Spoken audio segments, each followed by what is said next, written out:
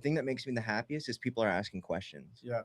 You know, they're like, hey, like I just got off the phone a little while ago, not giving medical advice, about Nice disclaimer. yeah, about I told her my story about how I got off Suboxone because she can't do it, like she just couldn't do it. Like It's hard.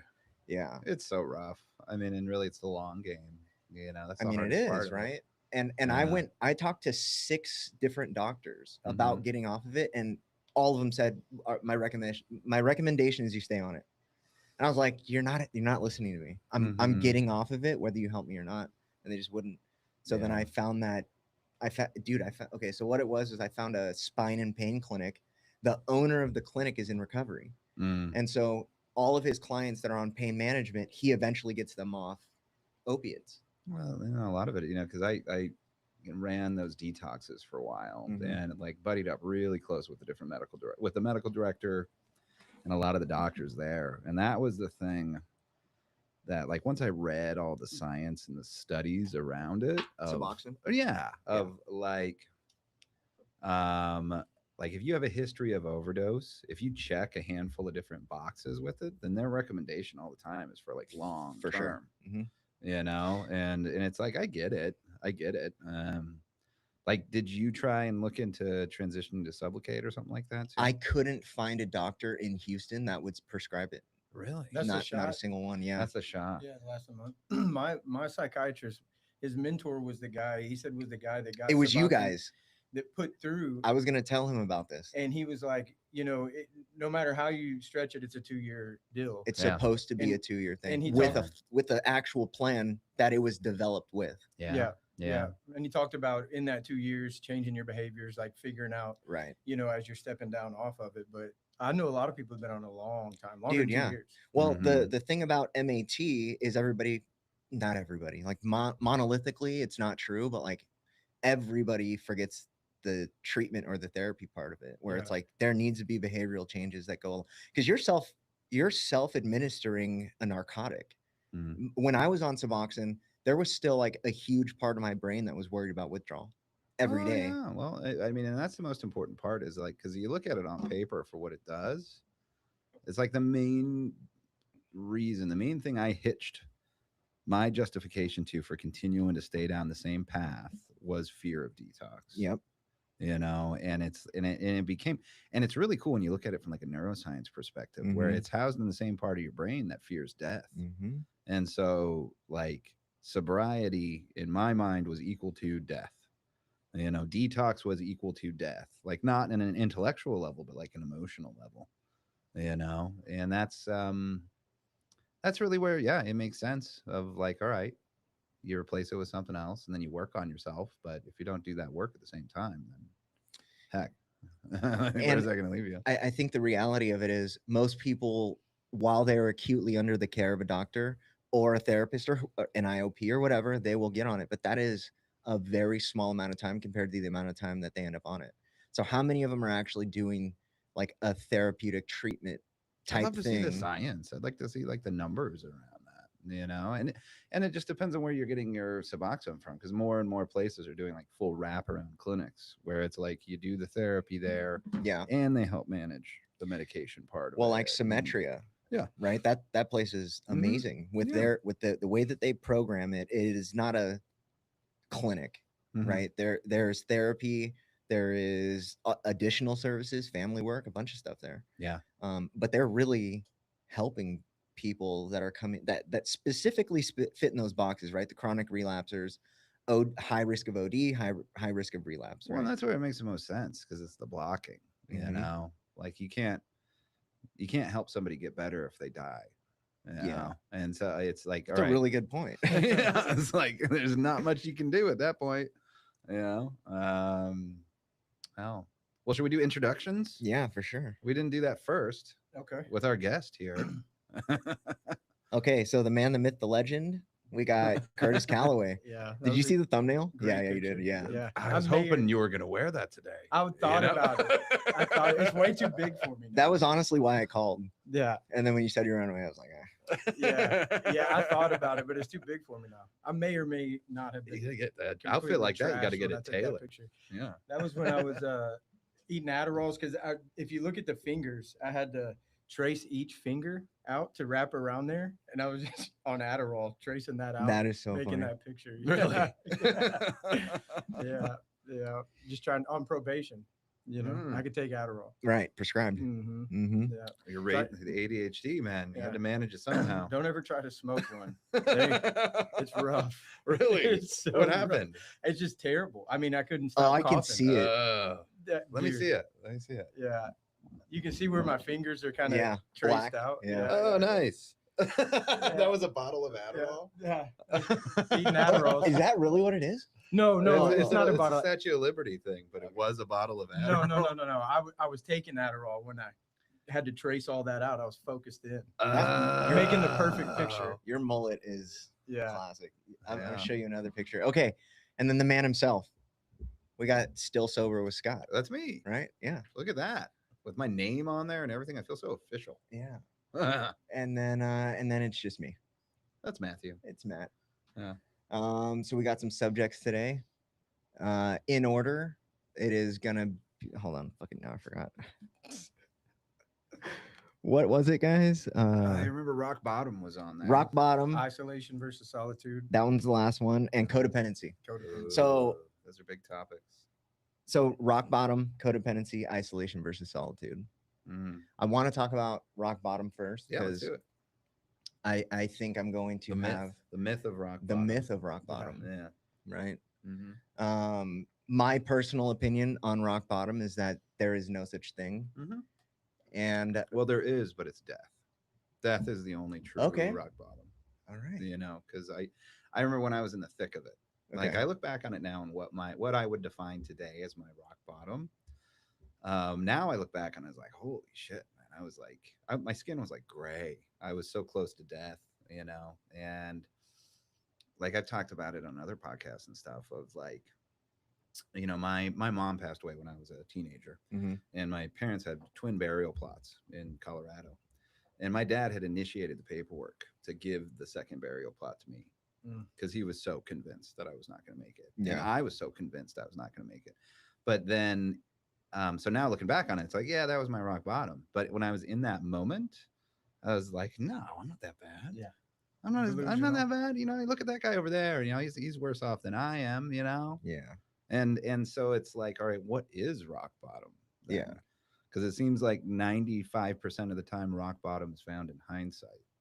You know, Okay, because like in the moment, like how often is it, you know, what percentage of people go into treatment or really commit themselves to recovery that are 100% ready? not Like none. 1 out of Yeah. 1,000, maybe 1 out of Right. 1,000. I'd say I was about 85%, like when I dove into it, and a lot of it was because of shame, guilt, fear, Mhm. legal issues, everything else around me kind of coming in of like, all right, Yeah. all right. Yeah, it was a lot of You know. framework. Yeah. I Yeah. would just dive in to get out of the consequences. Yeah. No, yeah. I Yeah. mean, I think that is well, okay, the reason specifically why I think rock bottom has become a myth. I think it might have been a more prevalent like an actual rock bottom was a more prevalent thing when Bill and Bob were like rescuing dying alcoholics.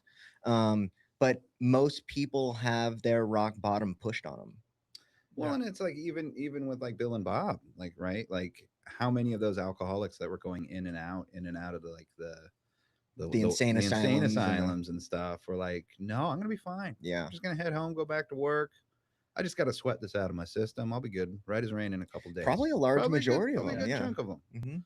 You know, so it's like, yeah, like and there's a lot of like terminology around it of like, all right, you can't, you know, where it's like really closely associated with like enabling and everything, where you don't want to rob somebody of their rock bottom, which is another word for like, all right, you can't use kid gloves here. You got to do what's right for you. A lot of the Al-Anon stuff, you know, and that's where it makes sense. But it's also, it's more like, all right, let's flip that on its head and not think about, all right, how much worse can I get? Because that's what I thought about when I was in the thick of it, Mhm. versus how much better can things be?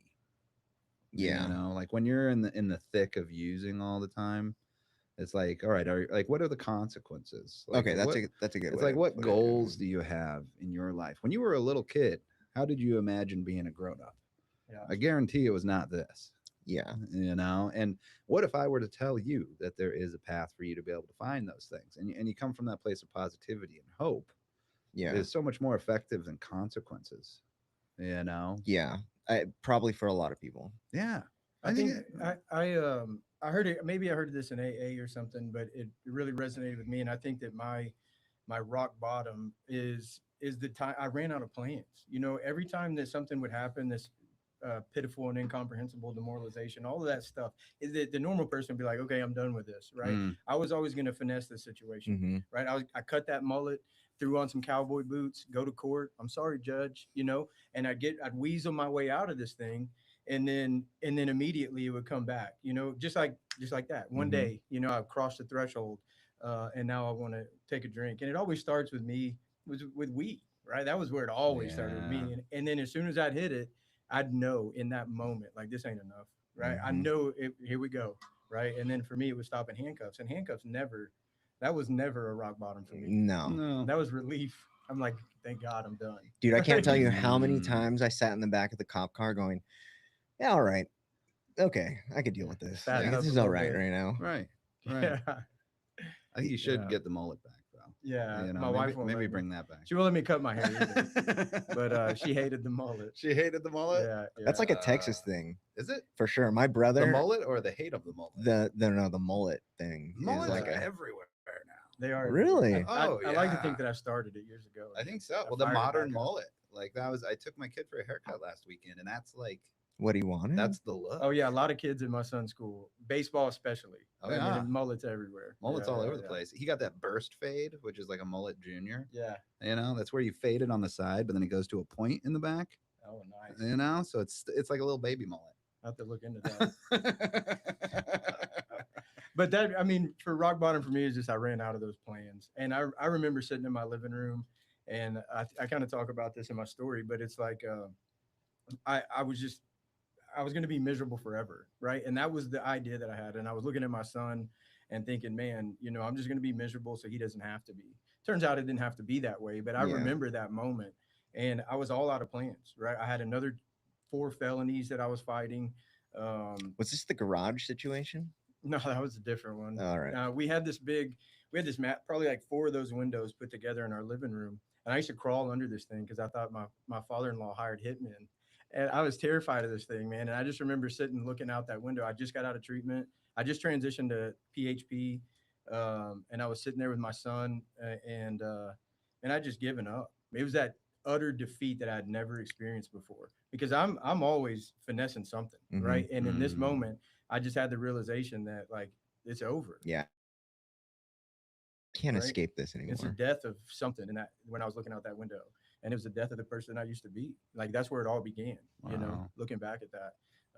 But that's like rock bottom, all that other stuff. I mean, I got tons of stories of, oh man, you should have probably quit then. Yeah. But really, I always had that plan. You know, I'd go into AA, I could say the right things, get people to nod their head, you know, and that's what I went for. I'm like, yeah, you like what I said? You know, Hmm. that kind of Yeah. stuff. You know what I mean?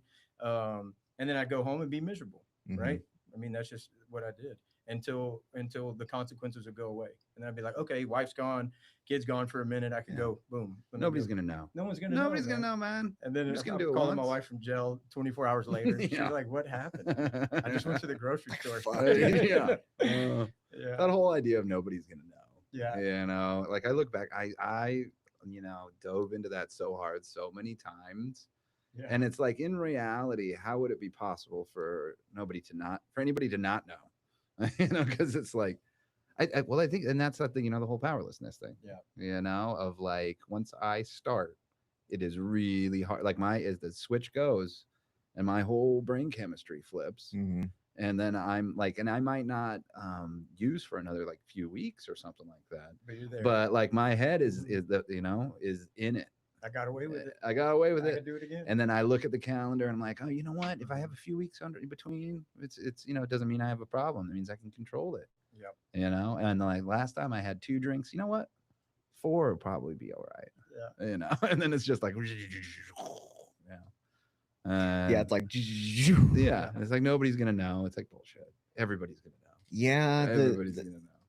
The nobody's gonna know, and it happens Well, fucking so fast. well, it's the, if you're at that point where nobody's gonna know, like it means you probably should have done something A long time like ago. a month or two before Yeah. that point. You've been white knuckling for a while, Yeah. If you can convince yourself, the justifications are coming in, of like, yeah, Yeah, and it's like the hard part about that is like, well, for me at least, it was when things were good, it was a good time too.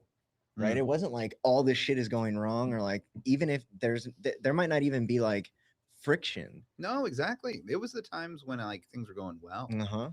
And it wasn't like an entitlement thing, but it was almost like it increased the illusion of nobody's gonna know. Yeah, for sure. Because I'm doing so well, nobody's gonna suspect that I'm It doing justified the justification. Mm-hmm.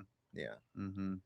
Yeah. Rock bottom for me, like you said, it was found in hindsight because a lot of people would probably look at my story and be like, "Oh, it was when you were definitely facing 33 years." Yeah. And it's like there was like a level of acceptance to that, Well, it's though. like this numb, like this is just my life. Mhm. Yeah. Yeah.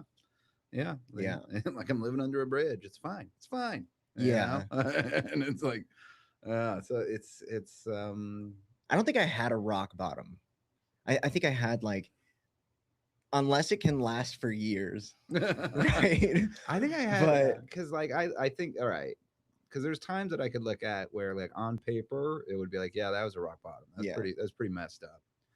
But really, it was almost more the moment of clarity. Like for 6 months, it was about 6 months in when I realized, like, what do I have to gain versus what do I have to lose by Mhm. using again?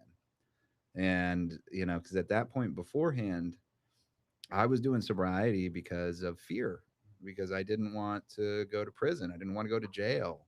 I didn't want to live in that place of shame and guilt anymore. I wanted to have a relationship with my family. And I to, can't like, imagine Scott know? post prison. No, I can't imagine Scott.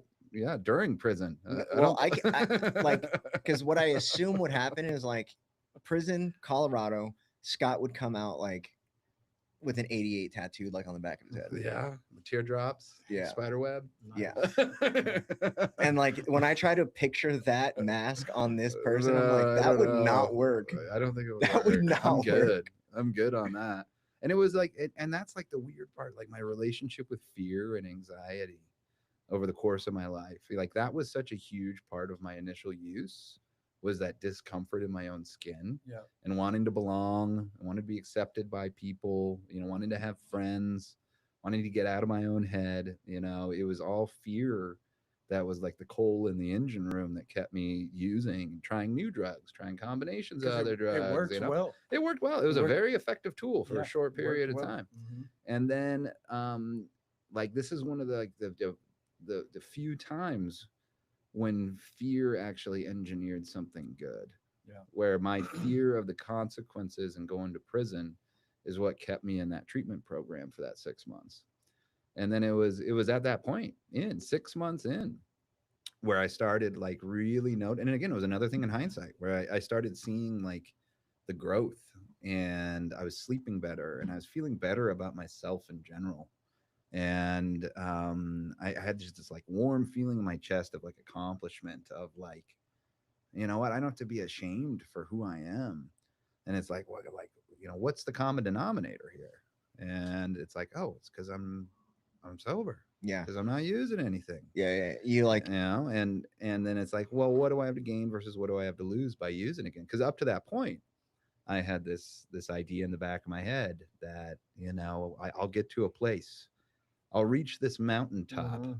where at that point I can sip beer like a gentleman, Yeah. smoke a joint on New Year's and put it down. Yeah. You know? And then that's when that idea started to kind of crumble.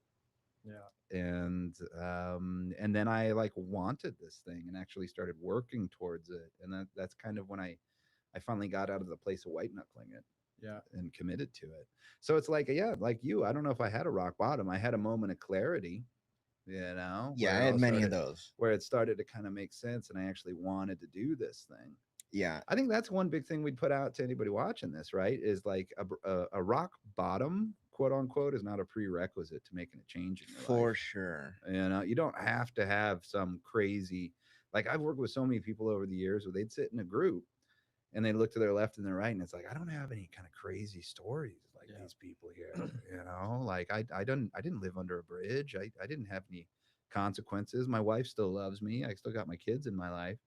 But and that was almost more of a tool to separate and be like, I don't belong here. But the thing that everybody in that circle has in common is consequences and goals. Yeah. And consequences from your use and goals and things that you want to do with your life. And that's the most important thing. Yeah. It's not some ridiculous rock bottom. Yeah. Those, Yeah. the moments of clarity. So when was your first one? First moment of clarity. Oh man. Well, because it's like, how do you define that? I mean, the first times I started realizing that my brain is wired different than other people, Oh, that's a good you fucking know, point. like I can remember being a little kid and like we'd go to it was country buffet after church on Sundays, and we'd go there and I we'd go out and run errands, and I came back like an hour after an all you can eat buffet, and going up to the fridge to get a snack afterwards, and then that first thought of like, you know, I'm not hungry at all. Why am I like automatically going to get some food? And then it was the dopamine. It was the bored snacking. Like that's probably like really to talk about weed being the gateway drug. I mean, I think food was the gateway drug for me. Like sweets and fucking Dr. Pepper, Dude, that's a good cans point. of Mountain Dew, Nintendo. That was like my first. So funny. And then even still, and then between that and weed was cigarettes. Cigarettes came before weed. Like that was more of a gateway too. Yeah, I'm battling the nicotine right now. I'm like a day off the vape. Oh, I have a God. Zen, but still, not I the was same. vaping. I was vaping more than I quit for like 6 months, and then I picked it back up, and probably triple the amount I've ever. Yeah. And my son, we were going to jujitsu, and I forgot my vape at home. I had to turn around, and he's like, "Daddy, why we turned around?" I said, "Well, I left my vape at home." And he's like, I thought you were quitting." And I'm like, "I'm trying, buddy. It's really hard." And I get it, and he's 6 years old, man. He snatches it and he holds it up. He goes, "This is your last one." And I'm like, "Okay, buddy," like kind of brushing him off. And he's like, he grabs my arm. He's like, "You promise?" And I'm like, "Oh, I promise, dude." Yeah. That point you're in. He cornered me. He tried to corner my wife the other night, and she bolted out of the room. Wow. Yeah. Yeah, good for you, dude. Nicotine is still Yeah. an ongoing thing. And the food Yeah. thing too. Like I wake up in the middle of the night, and my mother-in-law, she every time she comes and visits my son, she brings mega stuffed Oreos, Ugh. and I can't help myself. I can't have. There's things that I just don't allow myself to have in the house, and Oreos is one of them. Yeah, I'll eat a Peanut whole butter rack. is another one. Oh, you gotta get Really? I cannot trust my so what I do, my hack for it, because otherwise it's 3 a.m. food. Yeah. Like I'm up to Peanut butter? I'm bellied up to the fridge with a Yeah. fucking spoon, hooching peanut butter. Knives. What? I will go straight spoon, jar to mouth. Yeah. And then, I love peanut butter so damn much. So I get the goober, that stuff where it's got the jelly mixed yeah, in. yeah. Because the kids love peanut butter and jelly. Yeah. Like they could eat that every And you damn can't meal. spoon hand. Well, yeah. it's like I'm not going to spoon jelly, Jelly. into my mouth. No. I have a peanut butter thing too, but it's waffles and peanut butter That sounds pretty with phenomenal. syrup in the middle of the night. I'm good on waffles. It's like a prison mix. hmm Literally dead in Yeah. prison. But I've been doing that since I was a kid. Get up at 2 a.m. do a nice spread. Yeah. I still make a spread every now and then. Me too. My wife loves them. She's never had a concert. She's never been to jail. Dude, doesn't- my wife makes fun of me. Yeah. She's like, what are you making that Oh, my prison food My again? son loves. I make tuna spread. He loves them. Mhm. Yeah. Every now and then I make them, but There was some good food in jail, like on that Yeah. front. Oh, dude, don't even honey get me buns? started. yeah. Oh, the honey buns, man. Yeah, honey buns dude. with peanut butter, the soups. Some of the things these guys would creatively make, like the tamales. Yeah. Oh, I think yeah. the best tamale I ever had was in county jail. Yeah. Funny. Out of a Dorito bag. Out of a Dorito bag. Yeah. Yeah. Amazing. But Oreos, I can't have Oreos, man. And also it's like it's become the new bellwether for like how am I doing mentally? Yeah. Like because if I'm like continuing to work on myself, then Oreos can be in the corner of the room and I don't fucking get after them. Yeah. But if I'm like stressed or if I'm not like journaling or meditating or taking care of myself, then it's It'll be on the mind. oh yeah, Yeah. then I can justify it. It's just like a little junior version. Well, mine is Yeah. I'll eat clean all day. Like I've been eating like buffalo and rice every night almost for months. Dude, this guy, how many miles did you run the other day? 18. 18 God miles damn. in one sitting. Yeah. Yeah, my buddy, we Do you signed do up for a you do marathon. marathons? We're doing my first one on my 42nd birthday, so next month. Wow, good for you. And I was running Dude. yesterday. My wife called me while I was running, and I was so glad she did because I wanted to quit. I was like, okay, my hip was hurting so bad. I mean, I never ran more than a mile until a year ago. Wow. You know, Look at and you, man. That's cool. it's been, I've lost 45 pounds. That's awesome. Yeah, That's awesome. it's been good. I mean, all around. And I was going to talk about it in the isolation versus solitude because I get a lot of that running. You know, and that's good. I mean, I have my time in the morning, but running, man. I mean, a lot. You work out a lot of stuff when you're on that. Oh run. yeah. Yeah. Yeah. It's actually a really good place mentally to work shit out. Oh yeah. Yeah. Yeah. Well, that's what I started doing because I have my morning journaling routine, and I just finished building a home gym at my place, and so I put so I combine the two together. So the morning workout and the journaling, Nice. Mhm. where I have the laptop up in the corner, and then I do a set and then type, and Yeah. then a set and That's then good. type, and it's like I think about what I'm going to type about while, Mm-hmm. and it's been really nice. Yeah. It's been really, really nice. I'm Yeah. down 22 pounds. 22 pounds since Thanksgiving. That Really? is amazing. Ah, Are you working out and dieting too? Or working are out, you- dieting. Yeah. Mm-hmm. Dieting was like, cause I always lifted, but the diet I never had a handle on, Mm-hmm. and I still don't. I don't like macro stuff, but I'll see something online, be like, okay, I eat that for breakfast, and then I eat this for okay, I got it. Just kind of piecemeal it I together. piece it together because I mean, and with all the running, I do lose weight more than I want to. You know, so I do have to eat. And, Yeah. and a lot of times, like I don't want to eat breakfast. Yeah. I'm so used to not eating until after lunch that like I'll cook my son breakfast in the morning and then like eating breakfast is almost a chore. I'm like, "Ugh." Yeah. But Dude, What? Yeah. I just started drinking the Fairlife Fair life. Yeah. Fairlife with the 42 grams. I just Yeah. drink that for breakfast. Those now. are so Yeah. great. They are. They're Have you tried the amazing. new Oikos ones? Okay. I don't like But they don't- the smaller ones. No, they're regular size. They're a newer one that they just put out. I It's the didn't- 30 I haven't grams of seen that. protein ones. And they don't taste like yogurt like the other ones.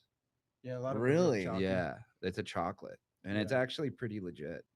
It's, I haven't heard of those ones. They're new. I just saw them like last week, and I picked up a case of them.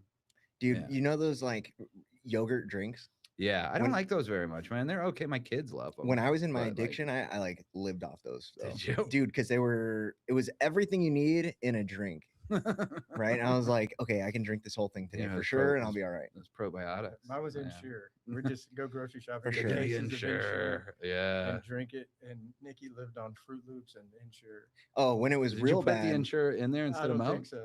so. I didn't eat the Fruit Loops. I just did the Ensure. Yeah. When it was real bad, it was $7.99 for a Dutch apple pie, and we would just eat a whole pie. It was me and my me and my now wife. We would just eat pie. She would get a pint of Ben and Jerry's and eat that for breakfast, and then we would just eat the pie all day. Dude, I used Yeah. to get I would get the like the pre-made cheesecake filling, Mm-hmm. where it's just like cheesecake goo in a Yeah. tub.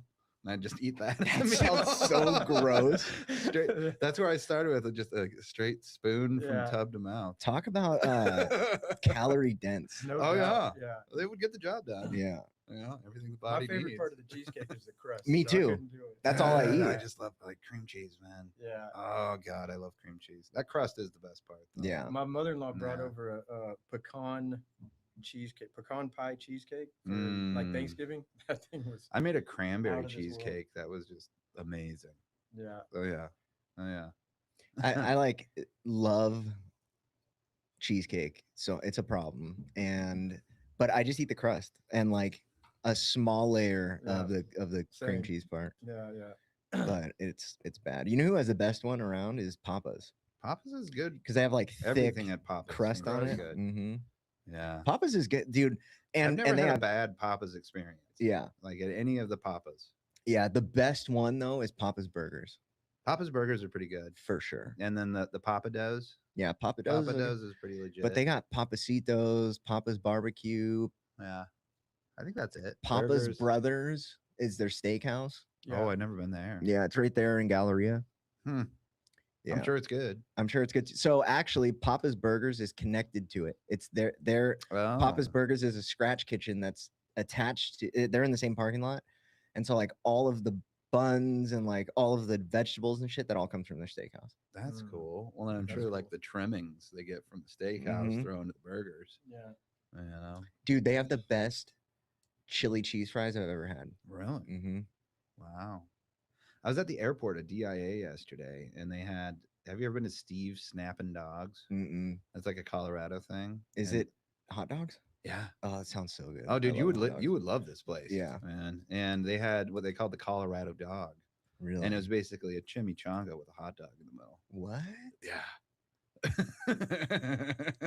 I fly there in a couple days. Oh, you should get one. They got I one. know. They got one right in the airport. What at Southwest? No, I think it's on the United. 'Cause I It's go on to the C. B. It's on the B concourse. Okay, I go to C. I think it's worth popping off that train in the B concourse. Get yourself- Voodoo Donut is down that same one, right? Yeah. I'm fucked. Yeah, get yourself a I am like so that donut. place? fucked. Yeah, I mean, there's one here, Yeah. but even though like the one that's in Boulder is like for some reason it's like the best one. Yeah. There's one in It's- Katy I used to take my son to. Yeah, there's one like a Voodoo's- couple miles from here. Voodoo's awesome. I'm a sucker for a jelly donut.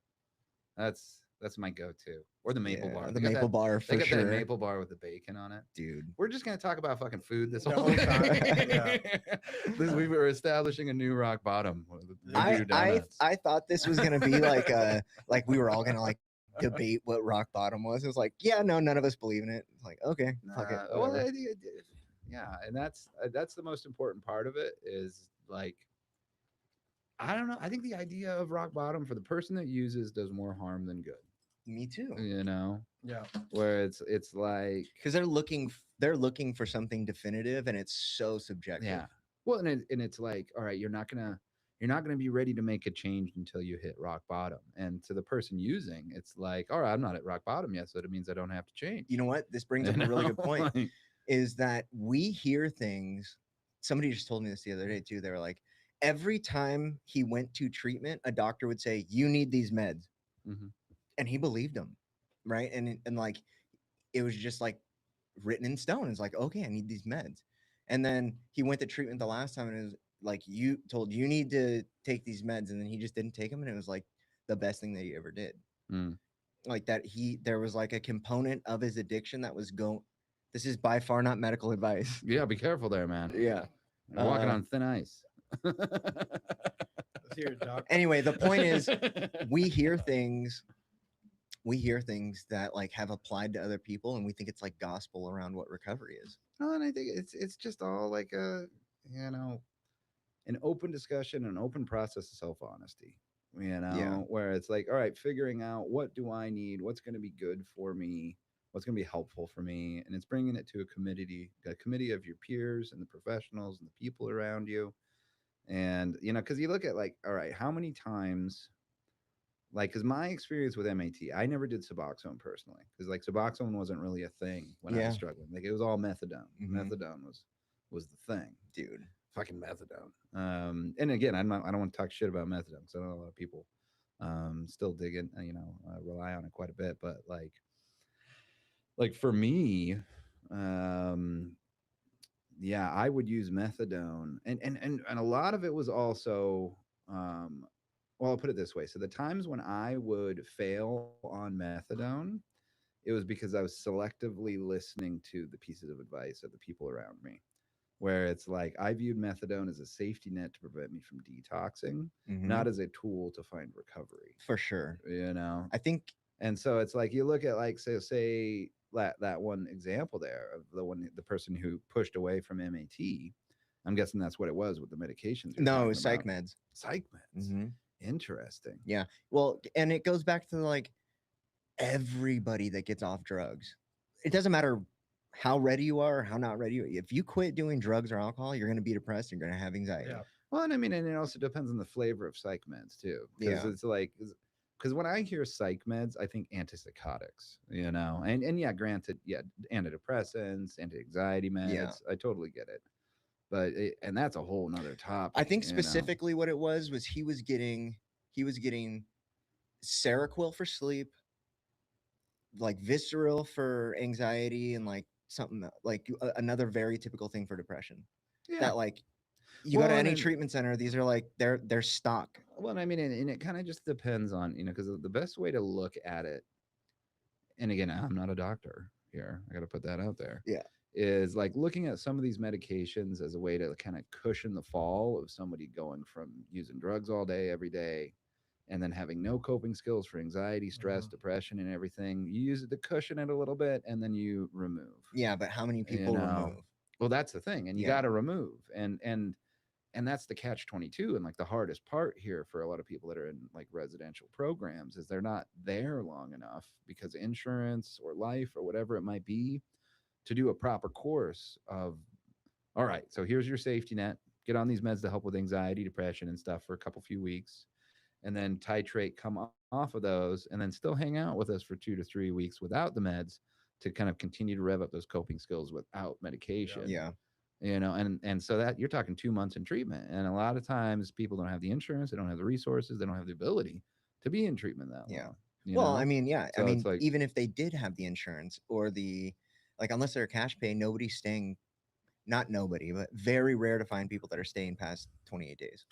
well, yeah, I mean, and it's rarer than I would hope. And then For even still, sure. there's so much science around it. Like you look at like ASAM statistics and Hmm. everything. I mean, it is very, very, very clear. The longer you stay in treatment, the better your chances are for For long sure. term success. Well, it's like I'm reading Slaying the Dragon by William White, right? Oh yeah, yeah. I think I've talked to you about this, Hmm. but pre 85, the term was length of exposure to treatment dictates outcomes. And Hmm. then post 85, which was the privatization of the treatment, and they moved out of the field of recovery into the treatment industry, and language changed, and they dropped two words. And now the normal phrase is exposure to treatment dictates outcomes. But without those two words, what you're telling people is if you go to treatment, you'll get clean. Mhm. But it's Hmm. not true. Right. That is a huge misconception around, like, especially for people that have never gone through it, or maybe like their family is unaware of like the realities of what is delivered versus what's promised. Is treatment doesn't mean you're going to go get clean. No. Well, I It's mean, on you. well, the two most important things that can make like the statement true of like how it can lead to, finding that long term Yeah, recovery is family services for sure. and making sure, mom and dad and, wife, whoever, anybody close to you Hmm. is diving into to understand what this thing is on a deeper level, what to do, what to not do, Hmm. what to take seriously, what not to, and then continuing care, Hmm. so the discharge planning, what are you doing after this? And it's like if you do both, if you do all three of those things really, really solid, then like your chances of success go up For sure. exponentially. But you go in there for 28 days, anybody can white knuckle it through 30, even 90 days of treatment. Yeah, what, like a dry out Yeah. period. Oh That is yeah. it. And that's where, like the most common time period for relapse is that around that 90-day Yeah. mark, Hmm. because like anybody can white knuckle it for that period. And but if you're diving in and you're doing the work during that period and you've got a safety net, you've got support, you got a good place to stay, you're in a sober living, you're doing like outpatient work, you're diving into a community, like you do all these things, and it's, your chances of success go up exponentially. That's just the hardest part to realize, though, right? And the toughest pill to swallow when you're in the thick of it Mhm. Well, it's is like, also, shit, I can't just like go there for 30 days and be like, mhm, okay. but there's also an external component around the family work that there is no, and I could be wrong. I'm pretty sure there's no medical billing code for family therapy. There's the Z codes that they now have, Yeah, so there's like there are some at the OP level of care, but not at but not residential. well, it's considered a bundled service. Right. So like it's an included thing that you're supposed to be doing. Right. But then there's still no commitment. There's no like, if you don't do this, then we have to discontinue services. Mm-hmm. So it's like Yeah. and then it's like, what if your family lives in Massachusetts? Well, exactly. I mean, and it's I mean, because it's so complicated, family It dynamics. is. That's where you got to get like a family therapist on here. Have you Hmm. had a family therapist come onto the podcast? Not yet. Ooh, dude, that's juicy. Okay. Because it's like those family dynamics parts of it, because there's so much shame. There's so much shame and guilt that goes along with the For sure. client that's in a program. But for a parent of a kid who's struggling with addiction, there's so much shame and Yeah. guilt. And especially if they've never gone to therapy themselves. I think like my dad, who's an amazing, loving, amazing human being, but he never went to a minute of therapy in his entire life. Yeah. And it That's a was whole different just, generation though. it was like part of it, Yeah. part of that generation. And Yeah, it was like ingrained in them that that is a weak thing to weakness. do. Yeah. Yeah. Yeah. And so you have those dynamics Mhm. where it's like, I'm not the one with the problem. He's the one with the problem. Mhm. Why do I got to go do some work? This is a him thing, not a me thing. One of the Yeah. things that I hear unanimously, like basically across the board with almost all of my guests, though, is that when they finally got clean, like, because a lot of, I dude, talk to somebody that's been to treatment 50 times, another one's been to treatment 28 times, right? It's like one of the core pieces that was put in place when they finally got clean was the family dynamic work. But how many people hear that term the first time they go to treatment? I mean, it just depends on the program. I mean, there's solid family I know programming that. in a lot of programs. I love Like, dealing with the family when I had clients as LCDC. Mhm. And my biggest thing was, hey, you need to go get your Allen on it, right? You need to go Mhm. figure this out. yeah, Separate. And they're like, well, what can I, especially the young guys, what can I do for them? I was like, nothing, do nothing, Yeah, hmm yeah. take a step back, and I tell them things like, I would start it off by saying, look, I'm going to tell you some things that I don't know that I could do with my son. Right. If he were to be in your son's situation, I don't know if I could take my hands off. I don't know if I could let him yeah. fall. Right. But that's, textbook what you're supposed to do. And I've lived it. I've been enabled most of my life. Right. Yeah. I'm a finesser. But And see, that's the problem. It's not textbook, right? yeah, Like this isn't something that's like just unanimous everywhere you go. Everybody's like, you're gonna kill your son, right? They might say it, but like that is something that I would like us to do, where it's like in the most tactful way possible, communicate the fact that if you continue to rescue them, you are contributing to their death. Well, yeah, and it's counterintuitive. It is. It's very And it's like counterintuitive. something that I always try to look at with like a deep undertone of compassion, especially being a parent. hmm It's like we are engineered from down to our DNA to protect our kids Hmm. yep. and to like keep them away from danger. hmm And but that's the thing with it. It's like that wiring gets used against us. Yeah. When they are pleading to us to bail them out of jail or say, I just need some grocery money and some gas in my car so that I can go apply for a new job. Yeah. And it taps into that same wiring. It's like, okay, that's reasonable. Let me send you $100. Yeah. Yeah. And it's like I get it because I'm a parent. I've been on just about every side of this. Like thankfully I haven't had that issue with my kids. I mean, they're still little, knock on wood here, Yeah. but big old knock on wood. But Cheers.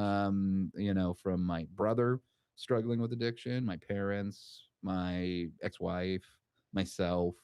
I've experienced this thing from just about every angle. Yeah. That's a pretty And well-rounded experience. but it's like that's where the education part of it comes in, and that's where like with the Al-Anon side of it, it's the community support. It's like hearing from other people that you're not alone. That it's like, Yeah. this is really freaking common. I've been in your shoes before, and it's the same, beautiful community aspect of treatment, of AA, of everything else together. Like they need that kind of support too. Yeah. You know, When you really, I mean, it's like the Dr. Shaw model, even for the non struggling addict. It could be the family, whatever. Like there's still oxytocin needs when hmm it comes to these like emotional reactions to things that are happening outside of yourself. Like they hmm still need that group dynamic to be able to be like, okay, like, maybe this is okay. Or like, I think a lot of parents are afraid their kid are going to die. And well, that yeah. I think the reality is pre fentanyl, the majority of us were not going to die. Like we hmm hmm probably were headed down that Well, it's road still happening, but not at the levels that it is for now, sure. and not at like the heartbreaking level that it's Right. happening now. I mean, and that was like oftentimes where I would see, and it's all a trauma response, where Mhm. like you'd see this in-depth trauma response from these parents, where they would have, say, an older sibling of the client that's in treatment that had passed away from an overdose or had gone down some really heartbreaking path. And so they, whether consciously or subconsciously, say to themselves, I'm not going to let this happen to Jimmy, Mhm. And then those are the parents that really, really struggle with like enabling and the helicoptering and trying to control. And it Mhm. comes from it's a trauma response. Yep. That's all it is, because like they have been traumatized by the loss that they're experiencing, and they're trying to prevent that from happening to their other kid. Yeah, and to you be know fair, like that is fucked up. yeah, it's Like way so, fucked up. It's yeah. way fucked up. It's heartbreaking in a lot of ways. So it's like, try explaining that to that parent. You have to just separate with love to the last kid that they got. Yeah. It's like that's like asking that parent to, climb Mount Everest with no shoes on, Yeah, but I Yeah. think like if you can like instill the fact that like there's a difference between like emotional support and everything else that you're doing. No, exactly. Well, it's just all boundaries, man. I Yeah. mean, this is that broken record that we all hear. We all have our own history with boundaries. That goddamn B word, Yeah. of like, and it took me years to really truly understand what boundaries are and why they're important. Because nobody's saying you have to stop loving your kid. It's just like, what are you willing to support? What are you not willing to support? Yeah. What's okay and what's not okay, and it's like, I'm going to send you all the love and support and even resources in the world as long as you commit yourself to recovery and you give this thing everything you got. It's Yeah. like, fuck yeah, that's reasonable. Yeah. Hell yeah. I am not going to send you money for any reason unless you commit yourself to recovery. Well, I've seen parents promise their kid a trip to Europe after if they stayed in treatment for 90 days. Yeah. And funny thing is, kid gets on the plane, his girlfriend calls me on the plane. He's like, "We're fixing to get arrested when we land." He's drank on the plane. Ah. Immediately, right? Because it's the carrot on the stick. And I'm going through this. Yeah. I'm going through this kind of with my little brother right now, who he's 10 years younger than me, and I was a horrible example for this kid. And Mm. we roommated. When he was like 21, and it was wild. We were wild, and I was just leading him down that path. And I was his idol, right? He wanted to be just like me. And so anytime he would be doing bad, I'd try to rescue him, right? I'm trying to rescue him. And now he's on his way to prison. And what I'm putting the ball in his court. Like he knows that I have resources. He knows that we know people. We can get him into places when he gets out of prison. And I tell him like, hey man, like if you want that, that's cool. If you don't want that, that's cool too. Yeah. You know? This is your, I mean, and that's the thing. You got to let them drive the ship. Yeah. And he called You me the other know? night, and he's like, hey man, I don't know how long I'm gonna be in here, but if I make first parole, I want to be prepared. I don't want to go back to where I was, wherever you got. Do you know Yeah. Sheila? And that's kind of what I was looking for. Yeah. Yeah. Who's Sheila? She wants Uh, to know all about you. yeah, She's very that's curious. my mother. Oh, is that your mom? Yeah. Yeah, that's funny. She knows plenty. Yeah. But it's I can't go in there and save him. I can only, and he's seen over the past 5 years of how I've changed my life. He's kind of, we Yeah. haven't really talked, but he knows because I mean he's in hotels banging dope, selling dope. And I just, I know what that's like. Like Well, you ain't ready. that's like one of the only little bits of control that you have in that situation is leading by example. Yeah. And yeah, I've lived that too with my brother, Yeah. where it's like I can't sit on his chest and force him to stop. Yeah. I can't plug a cable from my brain into his so that he Mhm. understands what he's doing. It's like it's his journey. Yeah. My favorite thing to tell Yeah. people is find that bottom and I'll be right there. Right? Yeah. Whatever that bottom is for you, Right. and I'll be there Right. whenever you're willing to do something different. And that's really like talking about the bottoms. That's what it is. It's when you're willing to try something new. Right? Yeah. You've had enough. You're not 100% This is ready, it. but it's like, you know what? I'll give it a crack. Yeah, I'll because give it a try. I you thought it know? was going to be me on the streets, and it wasn't. I thought it was going to be me broke. It wasn't. When I got sober, I had the life that way past anything I ever dreamed of, right? And I had the stuff, all the stuff, the things. And my last plan was have a kid, right? If I have this kid, I'm going to be an adult. This Right. kid's going to come out, and all of a sudden, I'm going to turn into a man. And it didn't happen for me, and I shouldn't have been putting those expectations on him anyway. But that was another realization there at the end, like, hey man, like you're not the only one paying. He didn't ask to come in this world, right? Mhm. And there was a whole lot of that going on in front of that window. Yeah. So There's a so one of the things about the rock bottoms that really pointed to like it being a myth in my head was like I hit that rock bottom of like being homeless and it just opened up this entire different world yeah, of like possibility almost. It was like a whole new horizon, right? I was like, You were out there for a minute. this is yeah. Yeah, And it you had a was good like run. and it was like the peak operation of drug addiction is like when you're homeless and don't want anything different. That's when you're like operating on a really high level of drug addiction. Mhm. You know, it's like Probably the highest. yeah, because then and then it's like You don't have to worry about anything. you have no responsibilities. You're completely alienated from society. You have no like I have 9 younger brothers and sisters, right? I didn't see any of them for a decade. I didn't talk to my parents for a decade. Like literally no connection to any of the real world. And I was Mhm. like, I can just get lost in this world for forever, Mhm. right? And like that's what I thought was gonna happen. But like luckily because like all of the strings were detached from everything else, dude, I just went lower and lower and lower and lower to the point where it was like the drugs quit working. Um, so on top of the drugs not working, that like my relationship with the drugs changed, or it was like this was like the thing that I used to be okay with the situation that I was in. Mhm. But because the drugs stopped working, now the relationship was there was like uh, f- uh, uh, f- almost like a friction between me and the relationship. Like very hard to explain, I guess. But like when the drugs quit working, the bottom fell out, Yeah. right? And it was just like, what do I do now? What am I doing? And now I'm Yeah. homeless. And now I'm like doing crazy shit. And it's like, wake up one day and it's like, years have gone by. I'm literally under the same bridge that I was under like years ago. Um, like all of my people are gone. Like I have nothing Yeah. and nobody, and there's nowhere Was to it that go. thought of just like there's got to be more? There's got to be more to life than this. Yeah, what it really was like this is exactly why like I cut all ties to begin with, so that when I got to this place, I could go back without like with the minimal amount of friction possible. Interesting. Yeah. So it was like that thought of like I'm going to protect you all from this hurricane, So from Hurricane Matt. this is what it was is my uncle who's 10 years older than me, Mhm. I watched him systematically burn every bridge, rebuild it, burn it Burn back it. down, rebuild it, burn it.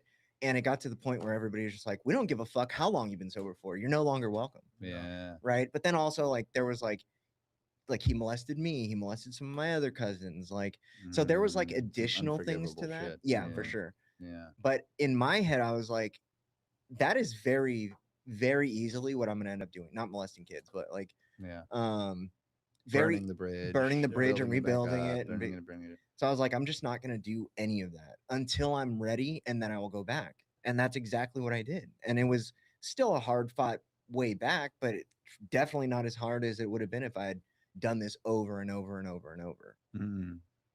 Interesting. And Yeah. and if they were ever like involved even in like the slightest way, I hate like when I'm in my addiction, I don't want anybody telling me I bet what you. to do. Yeah, that's what I was thinking while you're saying that. It's like is also I'm sure there was the motivation of like I can I do don't it. I don't want to hear you telling me to stop. Yeah, You for know? sure. Yeah, I'm For sure that was a sure. part of it. I wasn't a real big bridge burner. I would Oh, dude, I I would was a definitely master arsonist. I would stay away from family and if I was doing really bad, I would call my uncle and aunt or grandparents and go stay at their house. But when I was there, like whether I was detoxing or I had dope in the garage, I'd probably be doing dope in their house. But I would do the dishes, and I would. Whereas my little brother's completely opposite. He'd steal their car, Yeah. and I would, Yeah, Yeah, so I wasn't like I was more your style. yeah, You know, like I almost like it was like a ledger that I'd try to balance. yeah, So I'd like have heart to heart conversations and still be like considerate, send people happy birthday messages, yeah. but all the while Just in case you like need a bed. steal all the shit from the basement. Yeah. You know, like You don't need this video. like camera. I didn't burn bridges back then, but I singed them real good. Yeah. And it was like a flash burn. They were a little crisp, but yeah, not no. like I was the so I never did it to my family, but I definitely did it to other people. For sure.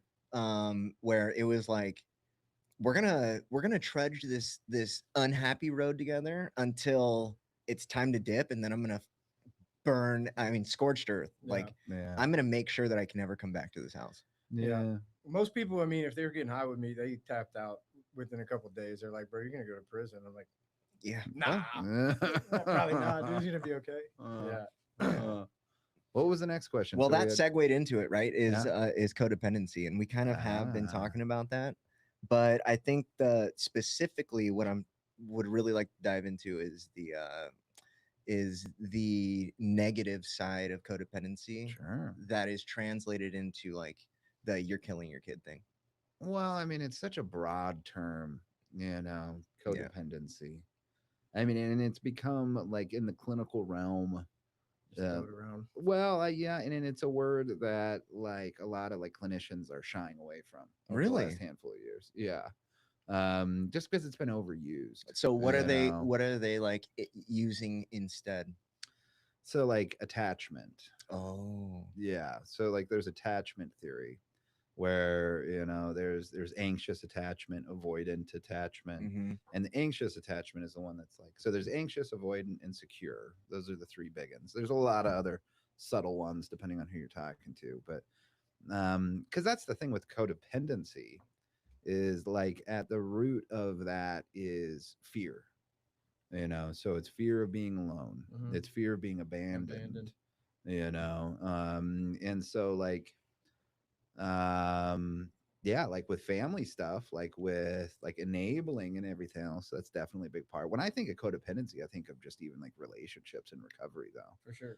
where it's like, I have a good story about that. tell us. Yeah. So when me and my wife got sober, she was 27 days behind me. That's when I left, and she came to the same treatment center. No. And we were probably. I mean, it was. Is she still 27 days behind you? Yeah, forever. Nice. I'll always be. Do you always hold that? Do you hold that over? Every time? It's I like get a when you chance. get to my place in Yes. recovery, Yeah. once you reach this You'll level, be a little more enlightened. You'll understand where I'm coming from. But the owner tells us to both go to this codependency group, and I'm like, I'm not codependent. What do you? Right. Sure, we'll go. So we go in there, and we sit through this code, and it was a really good group. I have the printout somewhere still, but me and her get in the truck afterwards, in my truck, and I'm like, dude, they're trying to get you to divorce me. And she's like, I thought they were trying to get you to divorce me, dude. We're just so wrapped up in that anxiety was popping. yeah, man. Yeah. And the realization was like, I used her as a shield forever. Like my who I was a reflection of how she saw me. Right. Right. And that's where all of my value came from. And the way around that is doing all that hard shit in early recovery to build that value within myself. Right. Because I would Right. always look to her. And she to me too. I mean, probably worse if she's watching. I don't know if she's watching. She's probably way more codependent than me. But that's what it was. It was all of my value came from her, right? And no one else. It was her specifically. Yeah. So if she loved you, you loved you. Yeah, If she and it was hated this you, then you're a piece of shit. nasty. We just enable each other, Mm-hmm. and actually our drug of choice is different. So towards the end, she'd be hiding my drugs, I'd be hiding her drugs. We're trying to save each other, and I need Yeah. her to represent me in our business because I'm sick all the time. It was bad. But that was the realization I had, that I'm probably the most codependent person that ever walked the face of this planet, Mm-hmm. leaving that group. That was cool. Well, it's like 'cause that's yeah. When you look at it from that place of like anxious attachment, it's like, so where did this fear of abandonment start? And for a Yeah. lot of it, like for me, it started when I was a little kid. Yeah. Because like in the house that I grew up in, like my mom was very narcissistic, where like the tempo of the house kind of ebbed and flowed by what kind of a day she was having. Mm-hmm. So if she's in a good place, everything's All sunshine, good. rainbows for everybody. If she's in a shitty place, then everybody else needs to be in that shitty place too. Yeah. And you never knew what you were walking into.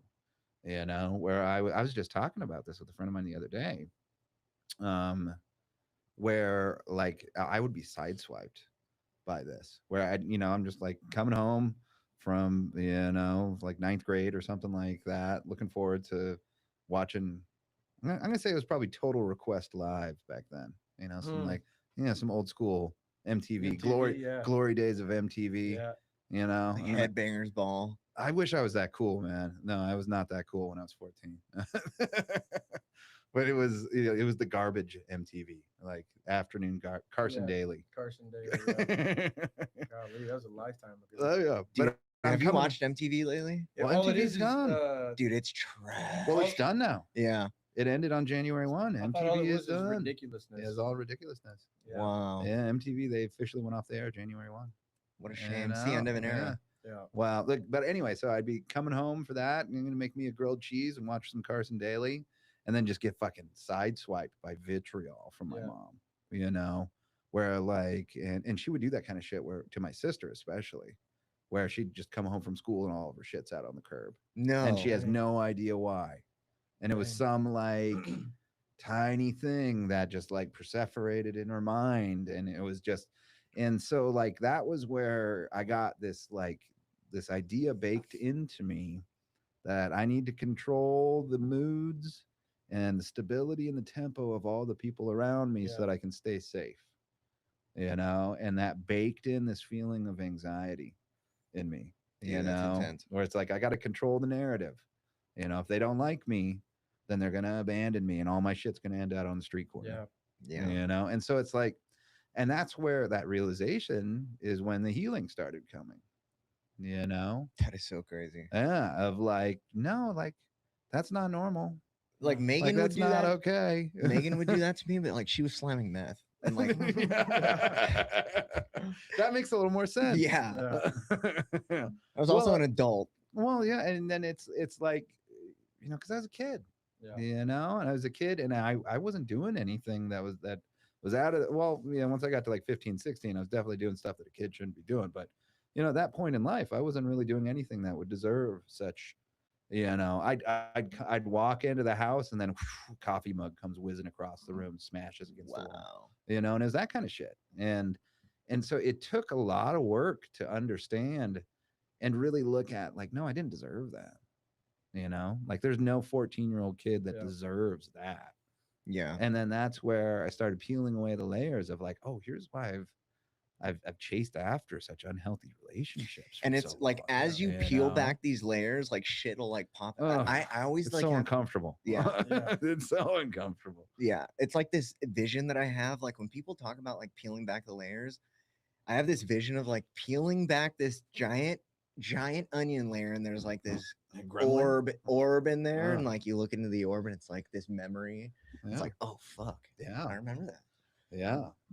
So it's like, so the codependency. I mean, it's an anxious attachment. mhm, Yeah. It's fear, and what's at the bottom of that fear? A lot of times, it's misconceptions about myself and how I fit into this world, Yeah, and it's like a and it's misconception trauma. that's based on somebody else's like outside input. Well, yeah, well, it's a misconception, or that at one place kept you safe. So it's like Oh, at one time in life, trying to control and make it so mhm, everybody around me likes me yeah, was what kept me safe. mhm. And then you grow to a point as an adult where it's like, no, this no longer serves me. Yeah, it's a Like, chore that this is a chore.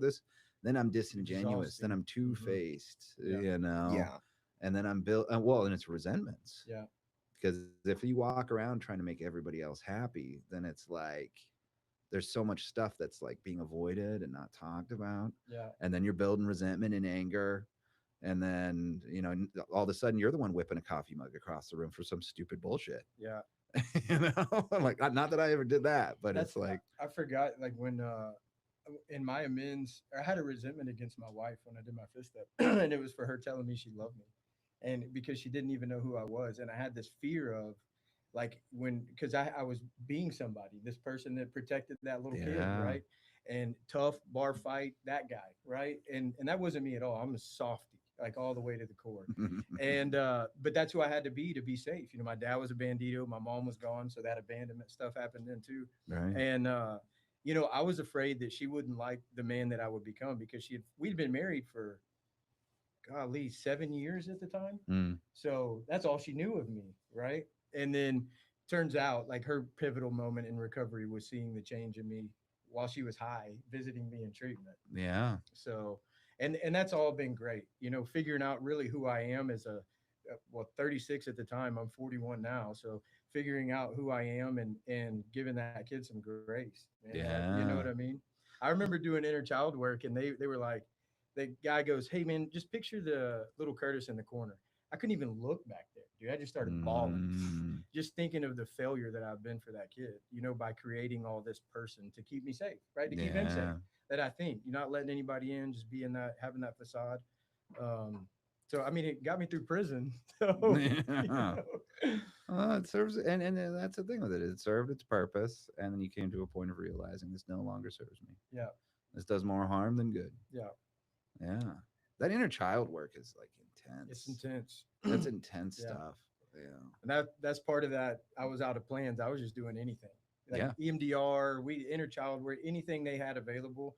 I was going. I remember we went to for marriage counseling. We were going to do 1 hour marriage counseling, and then he was going to hit me with EMDR for an hour. And after the first marriage counseling, the guy looks at my wife and he's like, "Hey, you don't need to come. I'm just going to keep him for 2 hours." So for 6 months, I'd go in there once a week and we'd sit for 2 hours and do EMDR. Nice. Yeah. EMDR is power. What did you think of EMDR? It was good. I remember, at the beginning they give you that list and it gives you all those negative beliefs and they're like, Yeah. which one do you feel?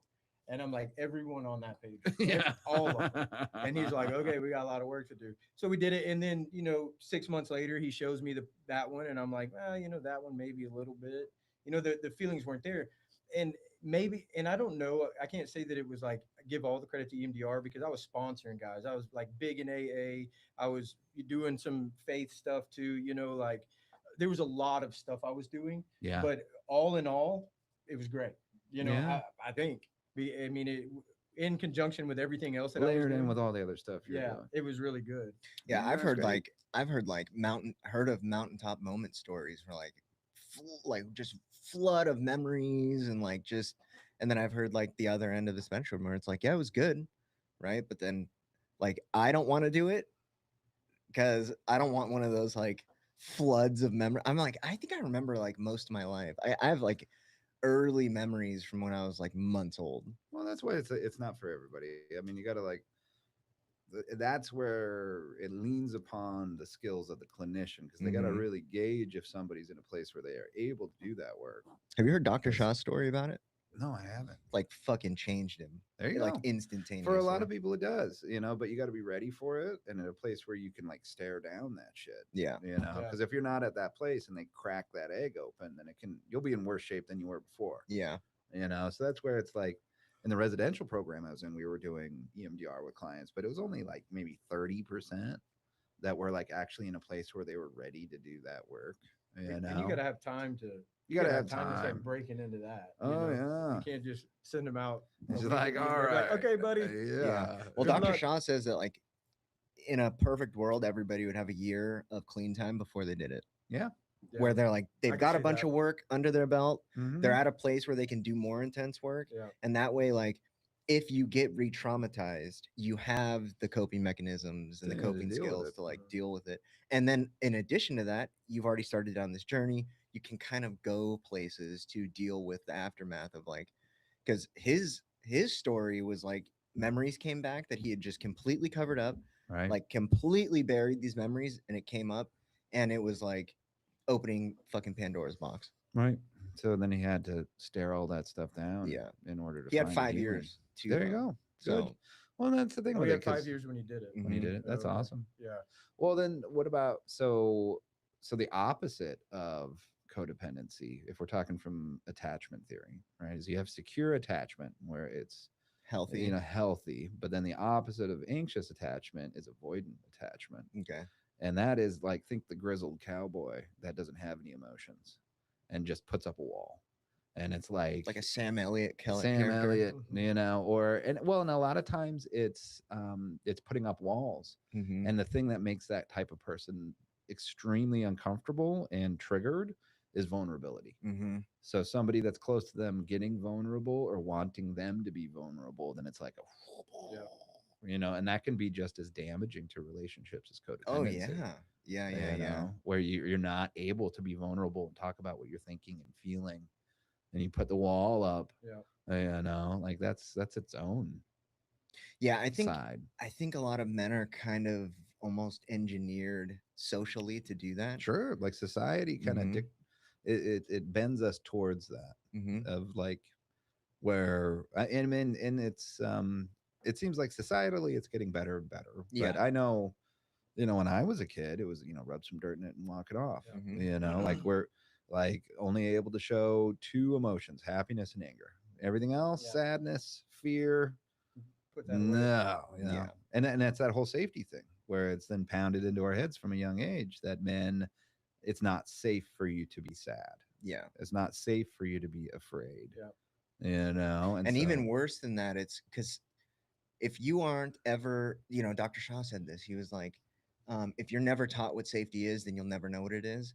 But Mhm. we are taught that it isn't masculine to be sad or Right. anything like that. So it's like in a layer before you ever even get to safety is like your manhood is now in question if Right. you're ever depressed or sad or like you have an emotional reaction to something like dude, I had I for the this is the my third child, for the first one ever that I actually got to see born, I was like madly emotional. It was like, Nice. yeah. And I That's was like, awesome.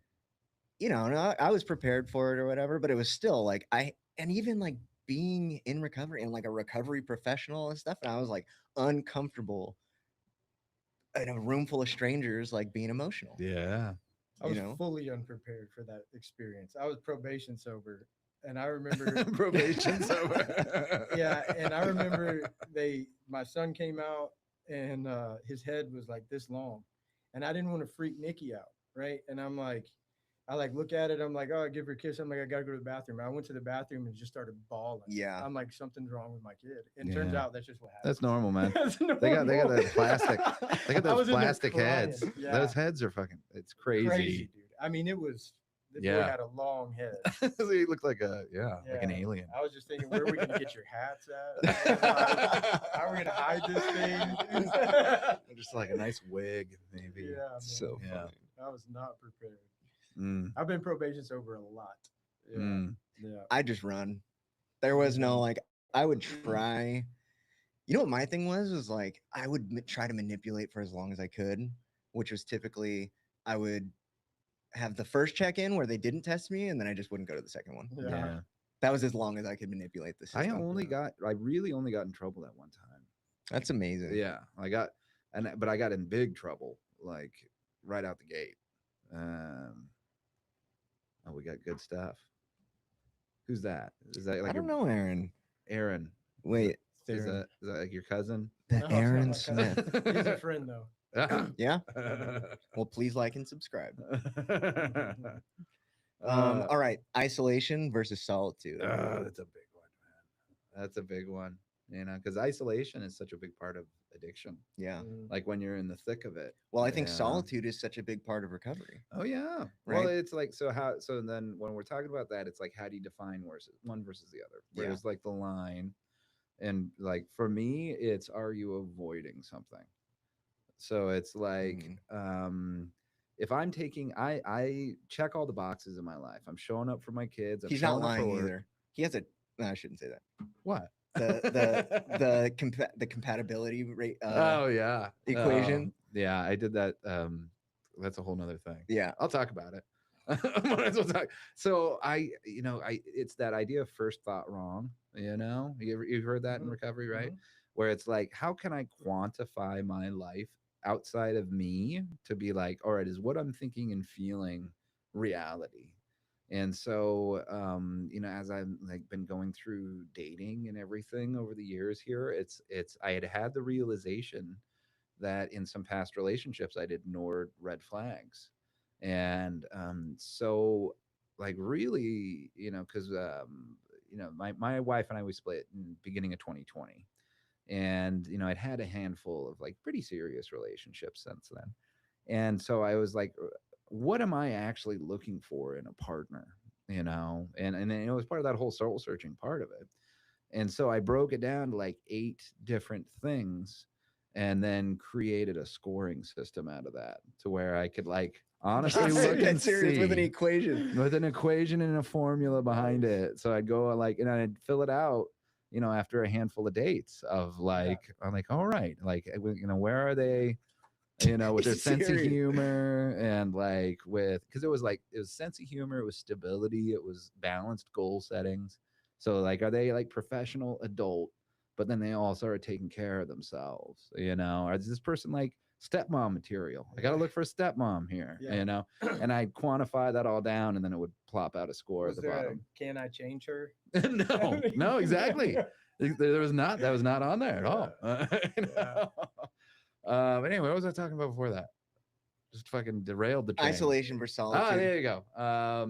And so, yeah, a lot of it is, am I checking avoiding off something? boxes. If I'm like showing up and I'm doing everything I need to do, then there's absolutely nothing wrong with grabbing couch and watching Netflix for 5 hours on a Sunday. Oh, okay. This You This went in a know? different direction than I thought it was going to So, go. and then it's the other way around.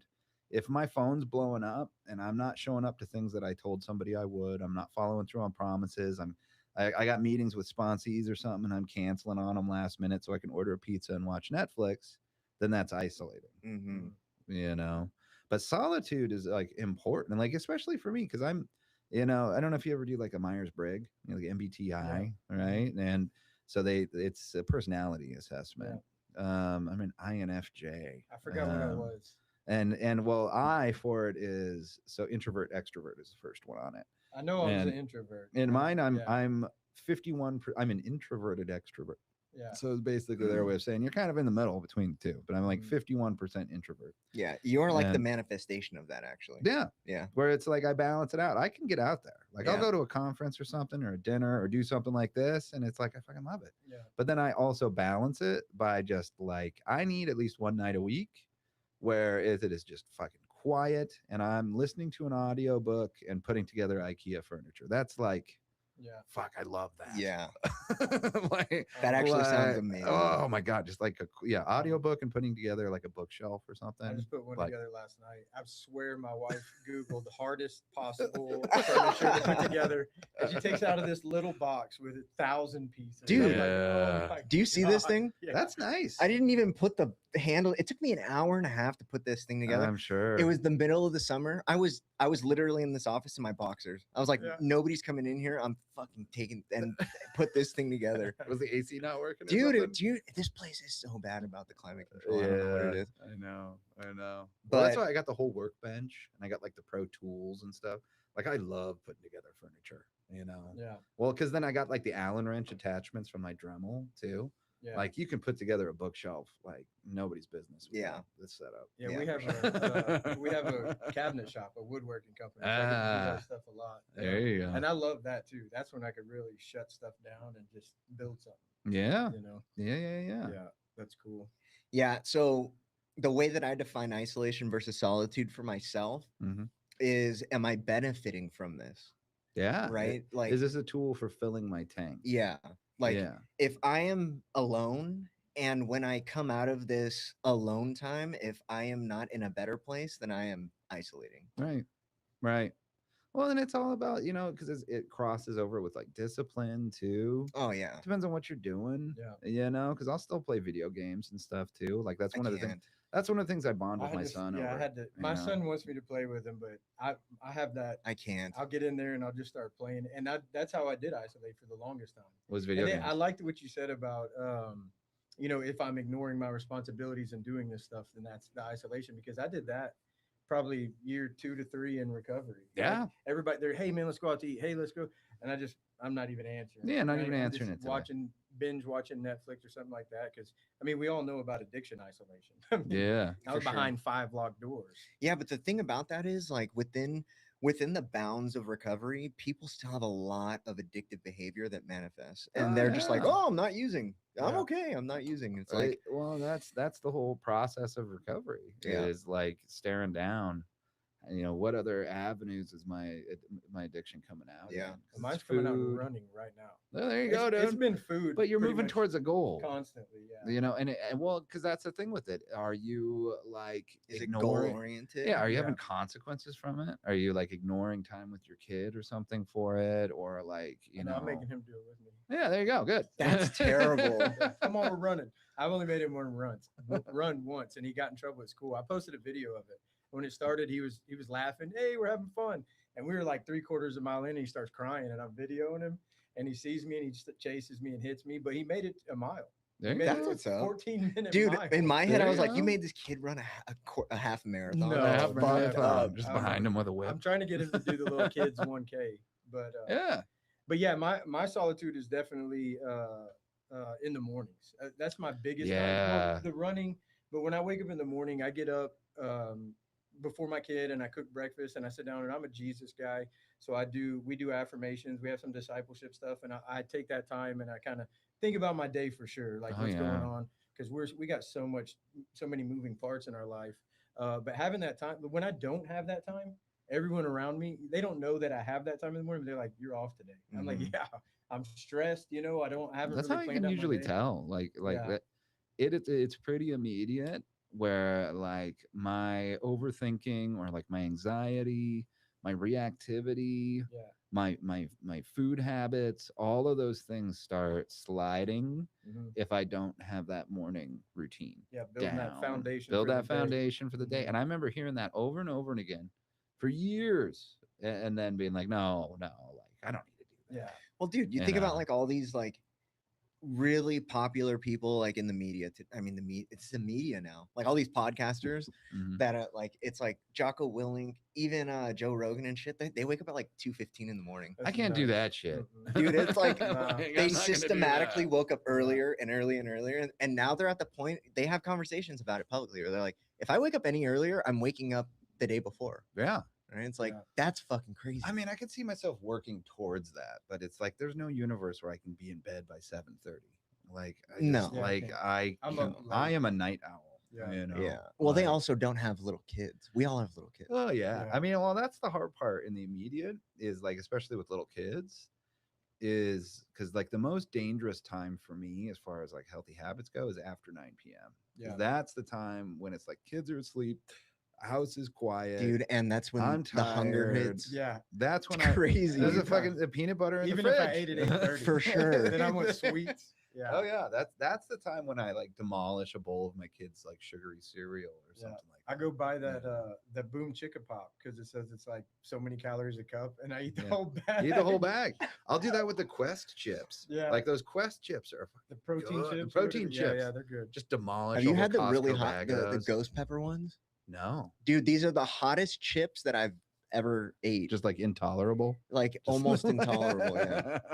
And dude, they're like a I love protein those snack. Quest chips. Those Quest Yeah, chips they're are good. so good, but that's where I try to at least, and that's the hard part because I'm a fucking penny pincher for sure. Like the Costco bulk bag Yeah. is the way to go. But if you get the individually portioned, that's like another little like psychology thing where I don't demolish a fucking Oh, that's a Yeah. good a point. pillowcase You're like, size oh, bag. I get saved the money on fingers. It's this. like I'm I'm just getting gonna smash one the whole bag. thing. Oh Yeah. yeah. Wow. Well, because then I'll just go into, or like it's that getting a bowl. You're getting a bowl and you're putting a handful of chips in the bowl. Yeah. But if I'm bringing the bag to the couch, that whole bag is fucked. It's gone. Done. Yeah. Yeah, I think discipline. So like my formula for like successful recovery, right? It's discipline and dedication, Mhm. and it's those two things, right? Because you can be disciplined until you're dedicated, or dedicated until you're disciplined. But as long as you're one of them, you will end up doing all of the other things. Yeah. Like all you need is those two things. Well, and then that's because that's a big topic in and of itself. is, Discipline. well, discipline versus motivation.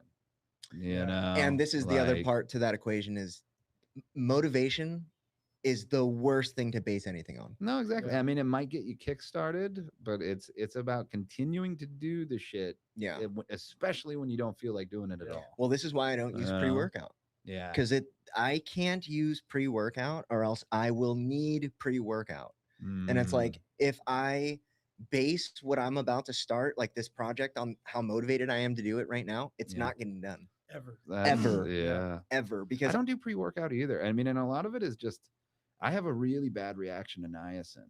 Like I get oh, You get I- red and sweaty. I Yeah. get the red and sweaties like hard just from even a little bit of and niacin's in like every goddamn Mhm. It's on pre-workout, all of them, yeah. and so it's like, and then it's even still it's that motivation versus discipline. Well, and then you my know? thing about, especially that, like, this is derailed, right? But I'm only working out for an hour, Yeah.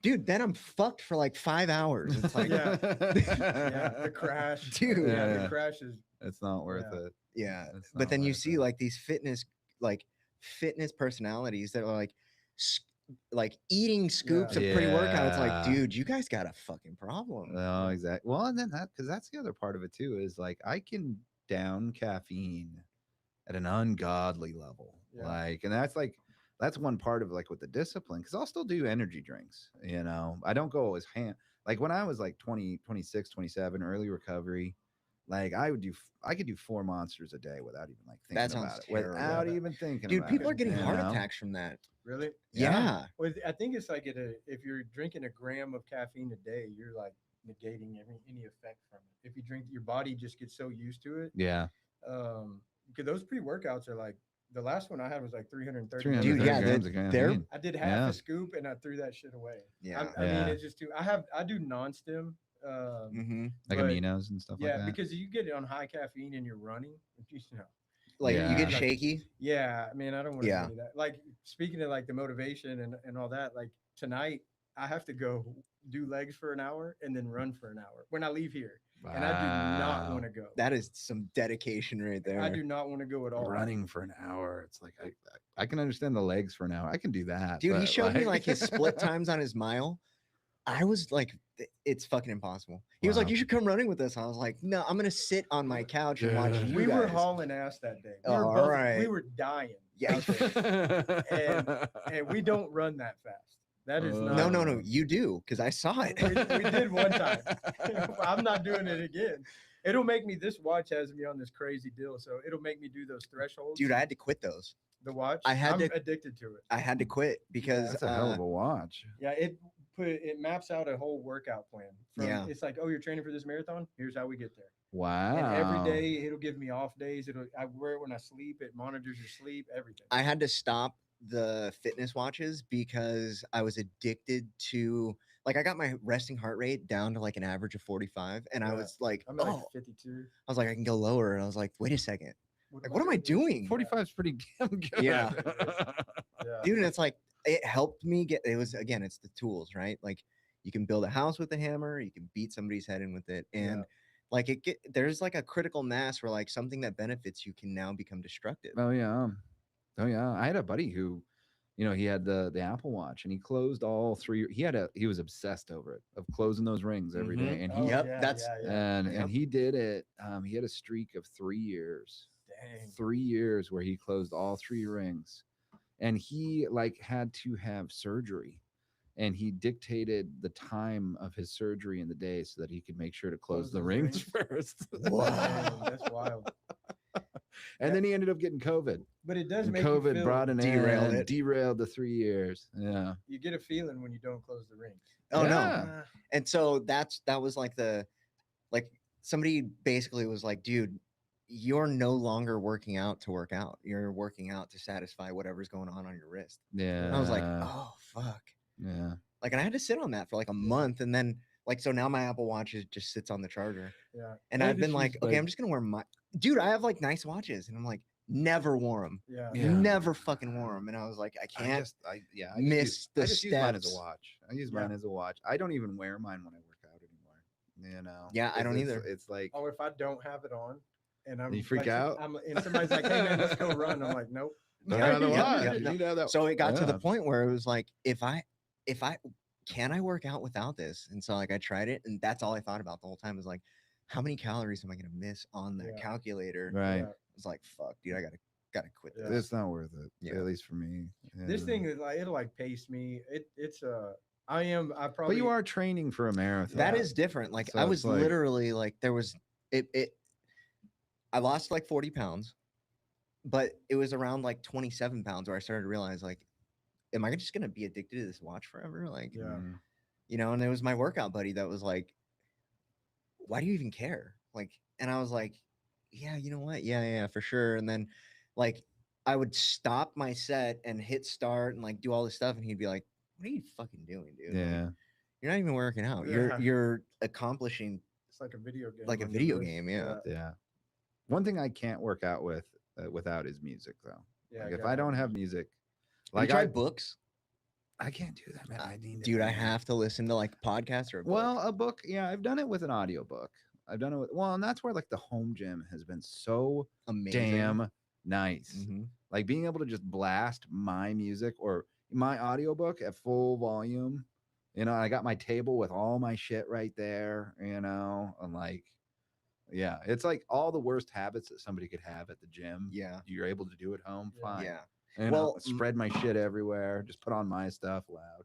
My whole thing about the reason why I started that home gym was because I hated going to. I loved working out and I hated going to the gym. Mhm. And then when I finally got it built, what I realized was that I was comparing myself the entire time that I was at the The gym. entire time Yeah. you were The there. entire time. Yeah. That's why I go to Anytime. I just go in there and flex on all the 70-year-olds. Nice. Yeah, because that's all there is in Montgomery. It's just a bunch of older people. You know, it's always real quiet, small gym.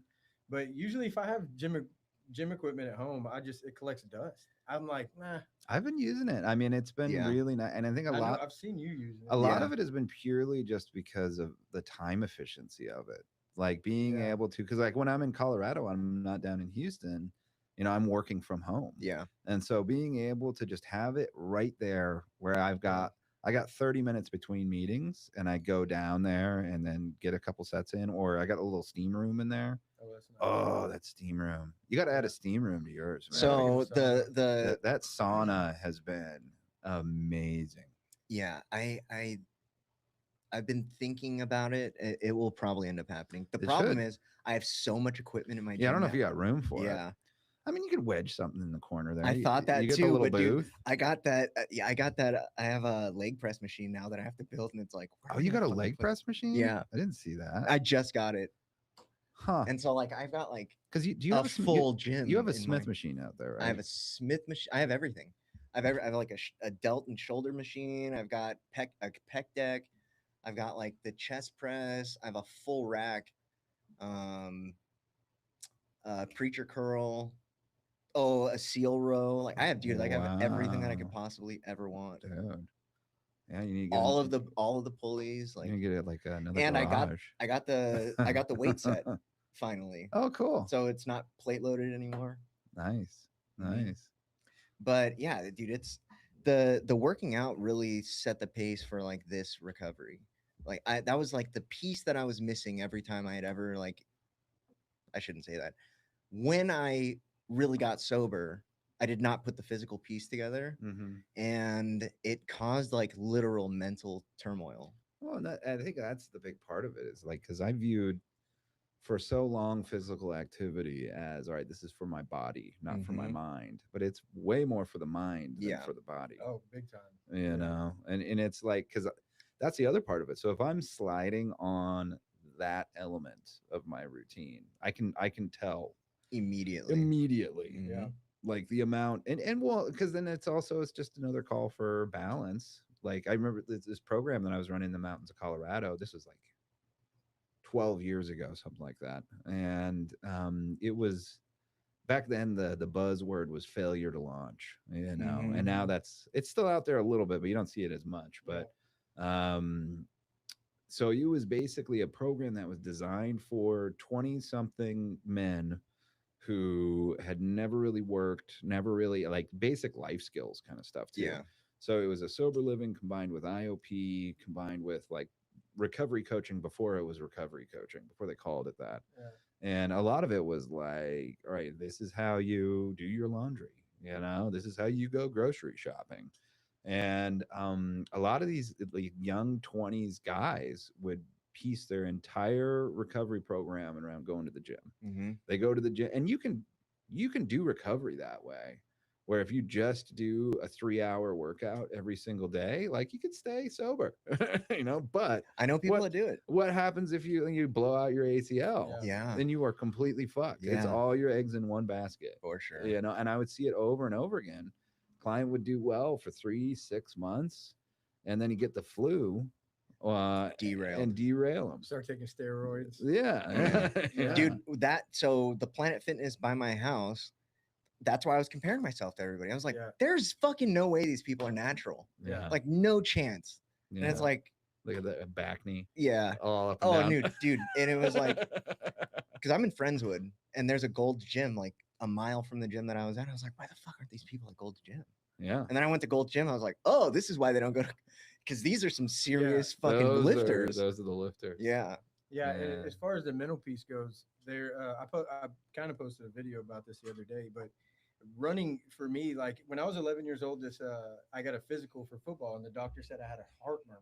Oh, Right, really? and I was like, I still play football. I don't even know what that means, right? Still don't know. I don't think I have one. I don't know if I do. But from that point on, I had never even attempted to do any kind of running, anything. Like Mm, this boundary was put on me then, yeah.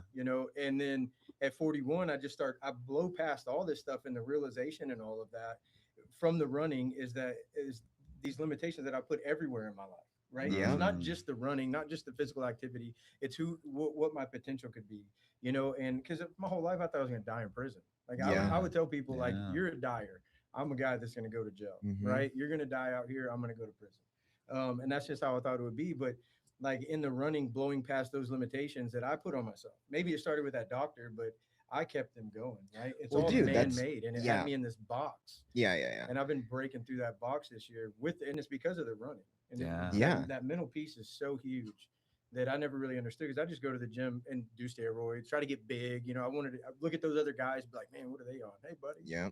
Mm, because that's what I want. I wanted to look good muscles. Yeah. I didn't understand the mental piece and what it's really, that's Yeah. really what it's all. what it Dude. That's can what be it's like. all about, man. Yeah. Is like, and that's where it shifted for me, or it continues to shift. Is like doing it because I feel like a more well balanced, For well sure. adjusted human when I do. Yeah. You know. Yeah, Yeah. the physical. So I think we're men, right? So I speak from a man's perspective. This could be true for women too. I don't know, but for me in my recovery, I realized that there are four separate mats inside of this, and one of them's the spiritual, mental, emotional, and then the physical, Mm, and they have gravity, and it's like the equilibrium is the goal. But if this is level, and then this is where my physical at, the rest of it's getting pulled right down with it. ah, And that's a good way to put it. I have Yeah. historical empirical data to prove this to you. Like this was out of whack and it sucked everything else down into it. Yeah. Yeah. Well, it makes sense. Yeah. You know. And that was the thing I'd really try and preach to those guys and to those clients is just like you got to attack this thing from every possible angle. Mhm. You got to have it be as well rounded as possible. Who do we got? Kent. Kent. Yeah, this is one of our What up, regulars. Kent? Oh, I remember him from the last one. I Yeah, think. yeah. He's Yeah, stoked. Why is he stoked? That's what I'm asking him. What's going on, Kent? Why are you stoked? It can't just be this here stream. Dude, hell yeah. Maybe it is. Look at so he's the guy that's been tapering off Suboxone. Oh, nice. And for remember we you. had that long talk with him. Oh, yeah. Yeah. Good for you, dude. Yeah, that's what's up. Yeah. How long has the taper been? Dude, if I remember correctly, this guy has been it has switched and it's been a long term. Let's see. Oh, and he's got some pork ribs going Hell too. yeah. That's Hey, a reason to get stoked. How long has Yeah. the taper been and how long has the struggle been to get off of it? I forget. But yeah, the balance and the equilibrium of like Matt Handy today is like dependent on all of these things. And the number one way that I know like when something's fucked up is like when I get home and I give my wife like a sideways look, like she hasn't even said anything to me, but I'm already annoyed. It's like, fuck, Yeah. what's going on? Yeah. Yeah. No, that's a good way of telling. Yeah. Because it's like, how do you gauge? How do you gauge outside of yourself? All right, am I doing all right Yeah. with my spirituality, with my emotions? Okay. physically? Tapering for a year. There you go, dude. And that's pretty normal. Yeah. I mean, that is actually probably a more successful length of time than like 2 months. Slow is the way to go. I mean, Mhm. especially with like benzos too. Like benzos are even slower. Yeah. But that's well, good on you, dude, for trudging along the course here. Yeah. Dude, this last stretch of the taper, It's the hardest. it is the hardest. It's the There's no other hardest. way to put it. It's the hardest. Yeah, but and then that's the thing, as long as Kent here is rocking a good program around it. Yeah, I think has we the right remember we had that whole support. conversation around like Yeah. what are the pieces that you're putting in place. Mhm. So yeah, Mhm. I 4 years to taper from dude. Look at how much. 100 Are we talking Suboxone? Oh, okay. So he's on methadone. Methadone, 148. yeah. All right. It's like, God damn. Is it even possible to do that much Suboxone? It's fucking crazy. To 20 milligrams. Yeah, 20 is pretty standard. That's even a little low. Yeah, but the methadone, dude, the methadone is a fucking Methadone's beast. brutal. Yeah. Well, and then that's like the thing in detox is like because methadone is more of an effective titration med for fentanyl than Suboxone. Mm-hmm. And so like that's like the gold standard for getting somebody off of fentanyl is methadone, which is crazy because chemically it works, it's more effective on the brain. But a lot of detox programs you can't 6 shots. It's your mom. Yeah, Hell yeah. she's one of us. For sure. Drinking it right now. God damn, it's 6:30 at night. Wild. I wouldn't be able to sleep. I'd be up for like 4 days. Yeah. I could probably do it. I'd sleep real shitty though. Like it would take some Yeah, time. that's terrible. I'm so Yeah. caffeine sensitive. I Like, sleep bad regardless. really? Yeah, that's the Sleep biggest is one of the struggle that I hardest have. things for me too. Yeah. Yeah. Yeah. Yeah. No, I cut off on the I'm at like 1 p.m. 1 p.m. I'm done with caffeine. You know, I Yeah. might grab a midday cup of coffee though, but after that I'm done. Yeah, I usually don't drink. I drink coffee in the morning. And after that, unless like I almost got an energy drink coming up here because I was pretty tired, but I was running. Oh, you got- kept hitting traffic. Dude, you got some running to do after this. That's too. so Yeah. crazy. Yeah. Yeah, it's the 2 milligrams to 0 is where the actual physical dependency aspect of Suboxone comes into play. Yeah. And Anything above that. that, It doesn't matter if you get down to 0.1 milligrams. When you go from 0.1 to 0, you will feel it the most. Yeah. You know. Yeah, I don't know. My little brother gave me I guess what's the smallest one, a 2 milligram or something. Yeah. He gave me one of those, and I can't. floored you.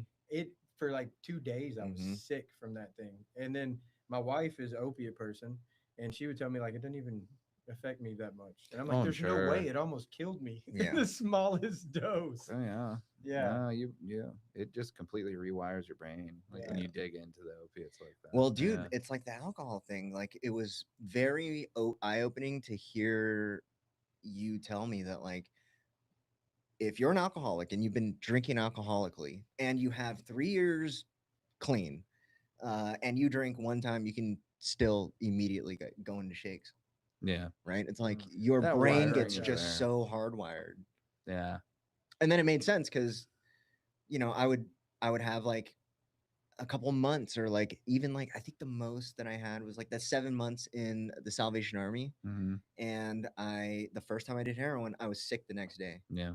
And it's like, You dude, this dig doesn't deep. even make sense. Well, it's just our brain becomes so wired around it. And just Yeah. because you find recovery doesn't mean that wiring goes away. Right. It stays that way. And then it's a progressive disease. Yeah. So it gets worse the farther you go down the road, So yeah, I'd see that with clients or like people that had 5-10 years of sobriety under their belt, and then they relapse for a couple few days, and then they're at the same amount of detox as they were before.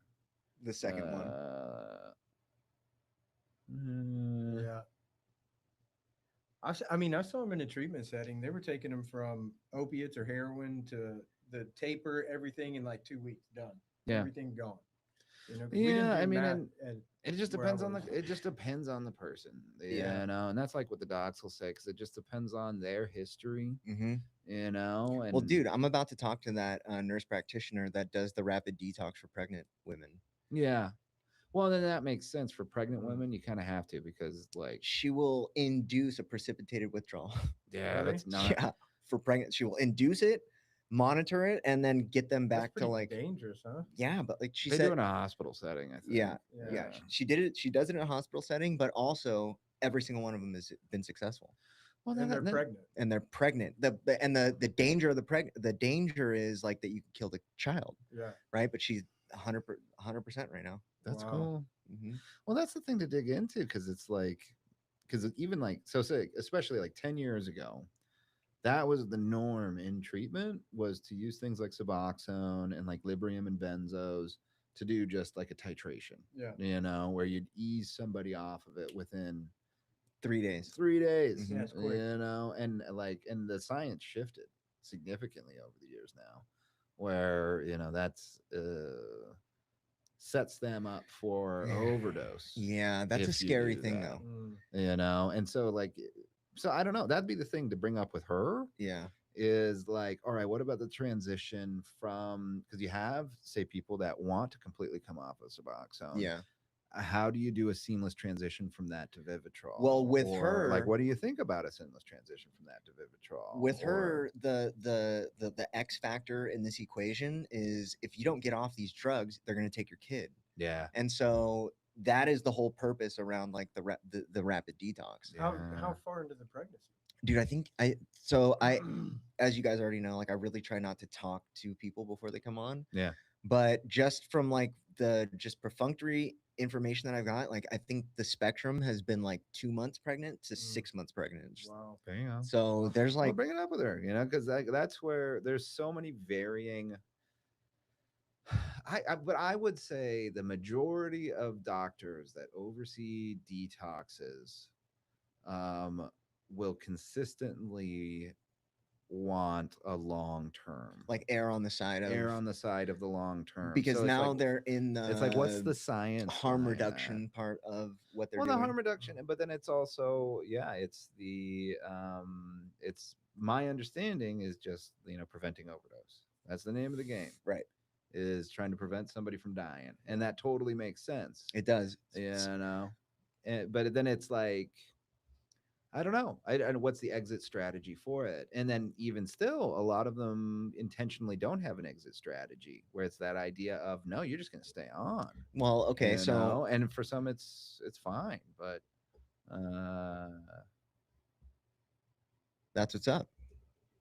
Dude, that's what's Cool. up. Yeah, we need there you go, dude. it is Yeah. our responsibility after we enter recovery. This is across the board. It doesn't matter who you are. And I tell people this, or maybe I shouldn't, or I don't know, but like if you're not going to help people or you're not going to step into the role of advocacy, you might as well just stay using. It's Mhm. fucking pointless. Well, I mean, it's just a part of it. This is like, it's the secret sauce to long-term recovery, is helping other people. For sure. And this is just being a good human in general. It doesn't have to be recovery. It's For like, sure. yeah, it's Yeah, but helping your fellow man. Yeah. I mean, and that's what separates us from the beasts here. Yeah. That and recognizing yourself in the mirror. Well, yeah. Well, and it's But that didn't like I didn't recognize myself for a long time in the mirror. mm-hmm, So mm-hmm. and I was Well, living this is the work. animalistically too. This is the work I always wanted to do. I just didn't know it. I Yeah. mean, like Social work, right? well, yeah, I wanted to work in, health and human services since I was a little kid. I wanted to be, a therapist, or there was a period where I watched a shitload of Frasier. And Yeah. I wanted to be a psychiatrist. Yeah. Frasier was a damn good show. They get paid. Dude, that is a good place to start, right? Like if your heart is everybody inherently knows what they're supposed to be doing. Yeah. But most of us end up in a situation where because of bills and responsibilities, we all end Right. up doing things that we don't want to do. Well, and that was the impasse I was at after I got sober, was, because I went to school for psychology and I wanted to go down that route. I'd like dabbled in it, but at that time I was such a mess that's like, no, I have no business telling anybody how to live their lives. But the biggest part of it is, I worked my way through school and then through my early 20s doing like advertising, design, layout, that kind of stuff. And I was making a really comfortable, really good living, and so it was like, all right, I don't know if I can step away. What time do you have to pick her up? I got to leave here at 7. Okay. So we're good. Okay. Yeah. It's like, all right, because when you're starting out down the road of working to help others, more than often it's like, $10 an hour. Oh yeah. Yeah. Like you're scraping, dude. Yeah. And I did not want to scrape Yeah. back then. But then after I got sober and I had the opportunity to, that was where I was at that impasse. Where do I further like going into design work and advertising and stuff, or do I do the kind of work that I always wanted to do? And so then I started out. Your path to it was really cool though. And not a lot of people are that lucky. What is he doing? He's there you go, dude. Yeah. You're definitely breaking that curse. Oh yeah. Yeah. Hell yeah, you are. Yeah. Yeah, for sure. That's awesome. That's awesome. Yeah. So yeah, this was isolation versus solitude. And it's yeah, like, that's what we were talking about like an hour ago. Yeah. we Went went a all couple over rabbit trails. Yeah. we went all over the place. But I it's think, good, though. and I think we nailed it with it. It's just don't avoid. Yeah. And get your shit done. And then just everybody's programmed differently. And it's like, if you're like not living life and you're not hanging out with your friends and building your community, or going to that concert or that thing, or your uncle's wedding, or whatever the hell it might be, to hide, then it's like that's a problem. You got to live your life. But Yeah. it's also, there is absolutely nothing wrong With not going. with not going. And like, as long as it's like, like you were saying, fill in your tank, Yeah. and I love to read. I love just like a quiet night at home to read a book is beautiful, and there's not a damn thing wrong with that. Yeah. Yeah. Yeah, I think the biggest hurdle around moving out of isolation and into, the brain quiets.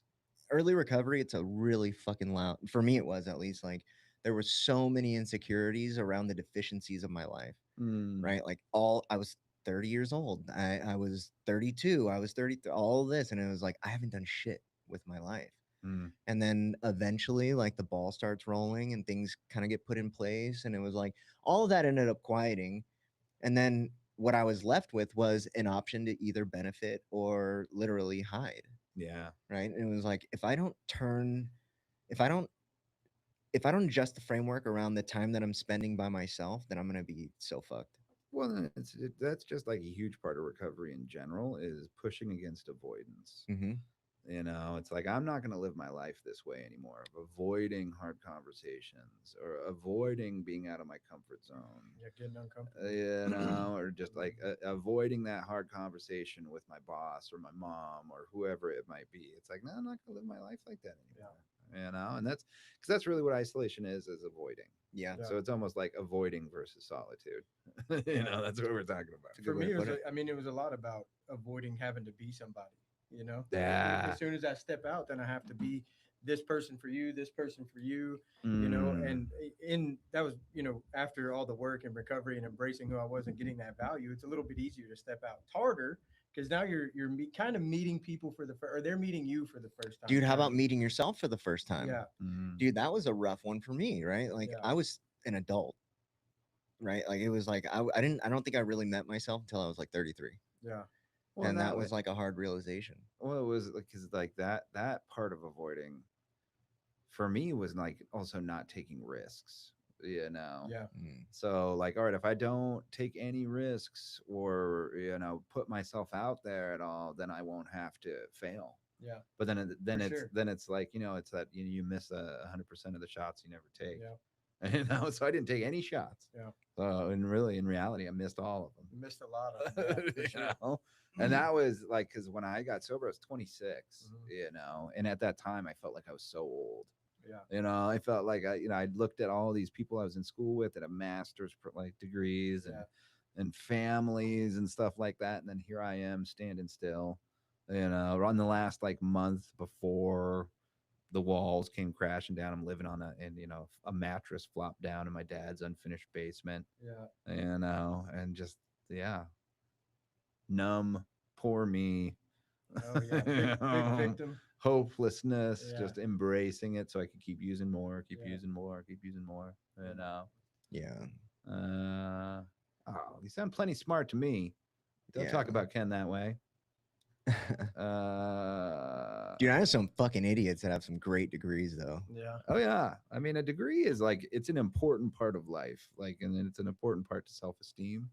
But I've known many clinicians with a lot of fancy initials after their names that are great at school but not good at applying Yeah. that information in the real world. Yeah. So no, get after that degree, but I think the main motivation should be self-improvement, and setting a goal and achieving it. And dude, 39 is a great age. Yeah, dude, you're still younger than Yeah. me. You're younger than everybody with Matthew. Yeah. You're not 39. How old are you? 36? I'm turning 37 in a couple months. Yeah, there you go. There you go. You're still a little babe. Dude, I feel like this is a great time in my life actually. Like Yeah. Yeah. 30s were cool. I enjoyed my 30s. I was sober all the way through my 30s. oh, lucky you. All the way. Every day of I'll my be 30s, I sober was my whole sober. 40s, which There I you think go. 40s are going to be awesome. 40s have been pretty good so far. Yeah. I'm digging the 40s. I'm liking it. I'm digging 40s. My 20s were a shit My show. fitness age is 35, so technically I'm 35. Yeah, there you go. Yeah. Yeah. My listening age on Spotify is 78. Really? What? I know. It's because I live all that 50s and 60s music. Yeah. It's like, God damn. It's so funny. Yeah. Dude, that's perfect. That's a perfect place to dude. A 45-year-old has all a 45-year-old in the dating market that has a career, stability, and all that has the same collateral as a 22-year-old woman. Mm. Mm. Right? Like those are the people who have the greatest value in the dating marketplaces, like the young chick and like the single middle-aged man. Yeah. Really Mm-hmm. Successful guy. interesting. Yeah. Well, should Well, we all call right, it? guys. Yeah. All Dude, right. thank you both for coming. Yeah. This is It's Scott's great. show. So Yes. No, thank you both for Yeah, coming. I should say. No, Yeah, this it's has fun. been good, man. It's been a good conversation. Yeah. all right. So for everybody that's still on, there's 7 of us. That's we're doing good. Yeah. Please like and subscribe. We'll be back in a couple weeks with this show. I think next week we got Dr. Shaw, and Saturday we've got I think Jennifer Oxford's episodes dropping. Oh, cool.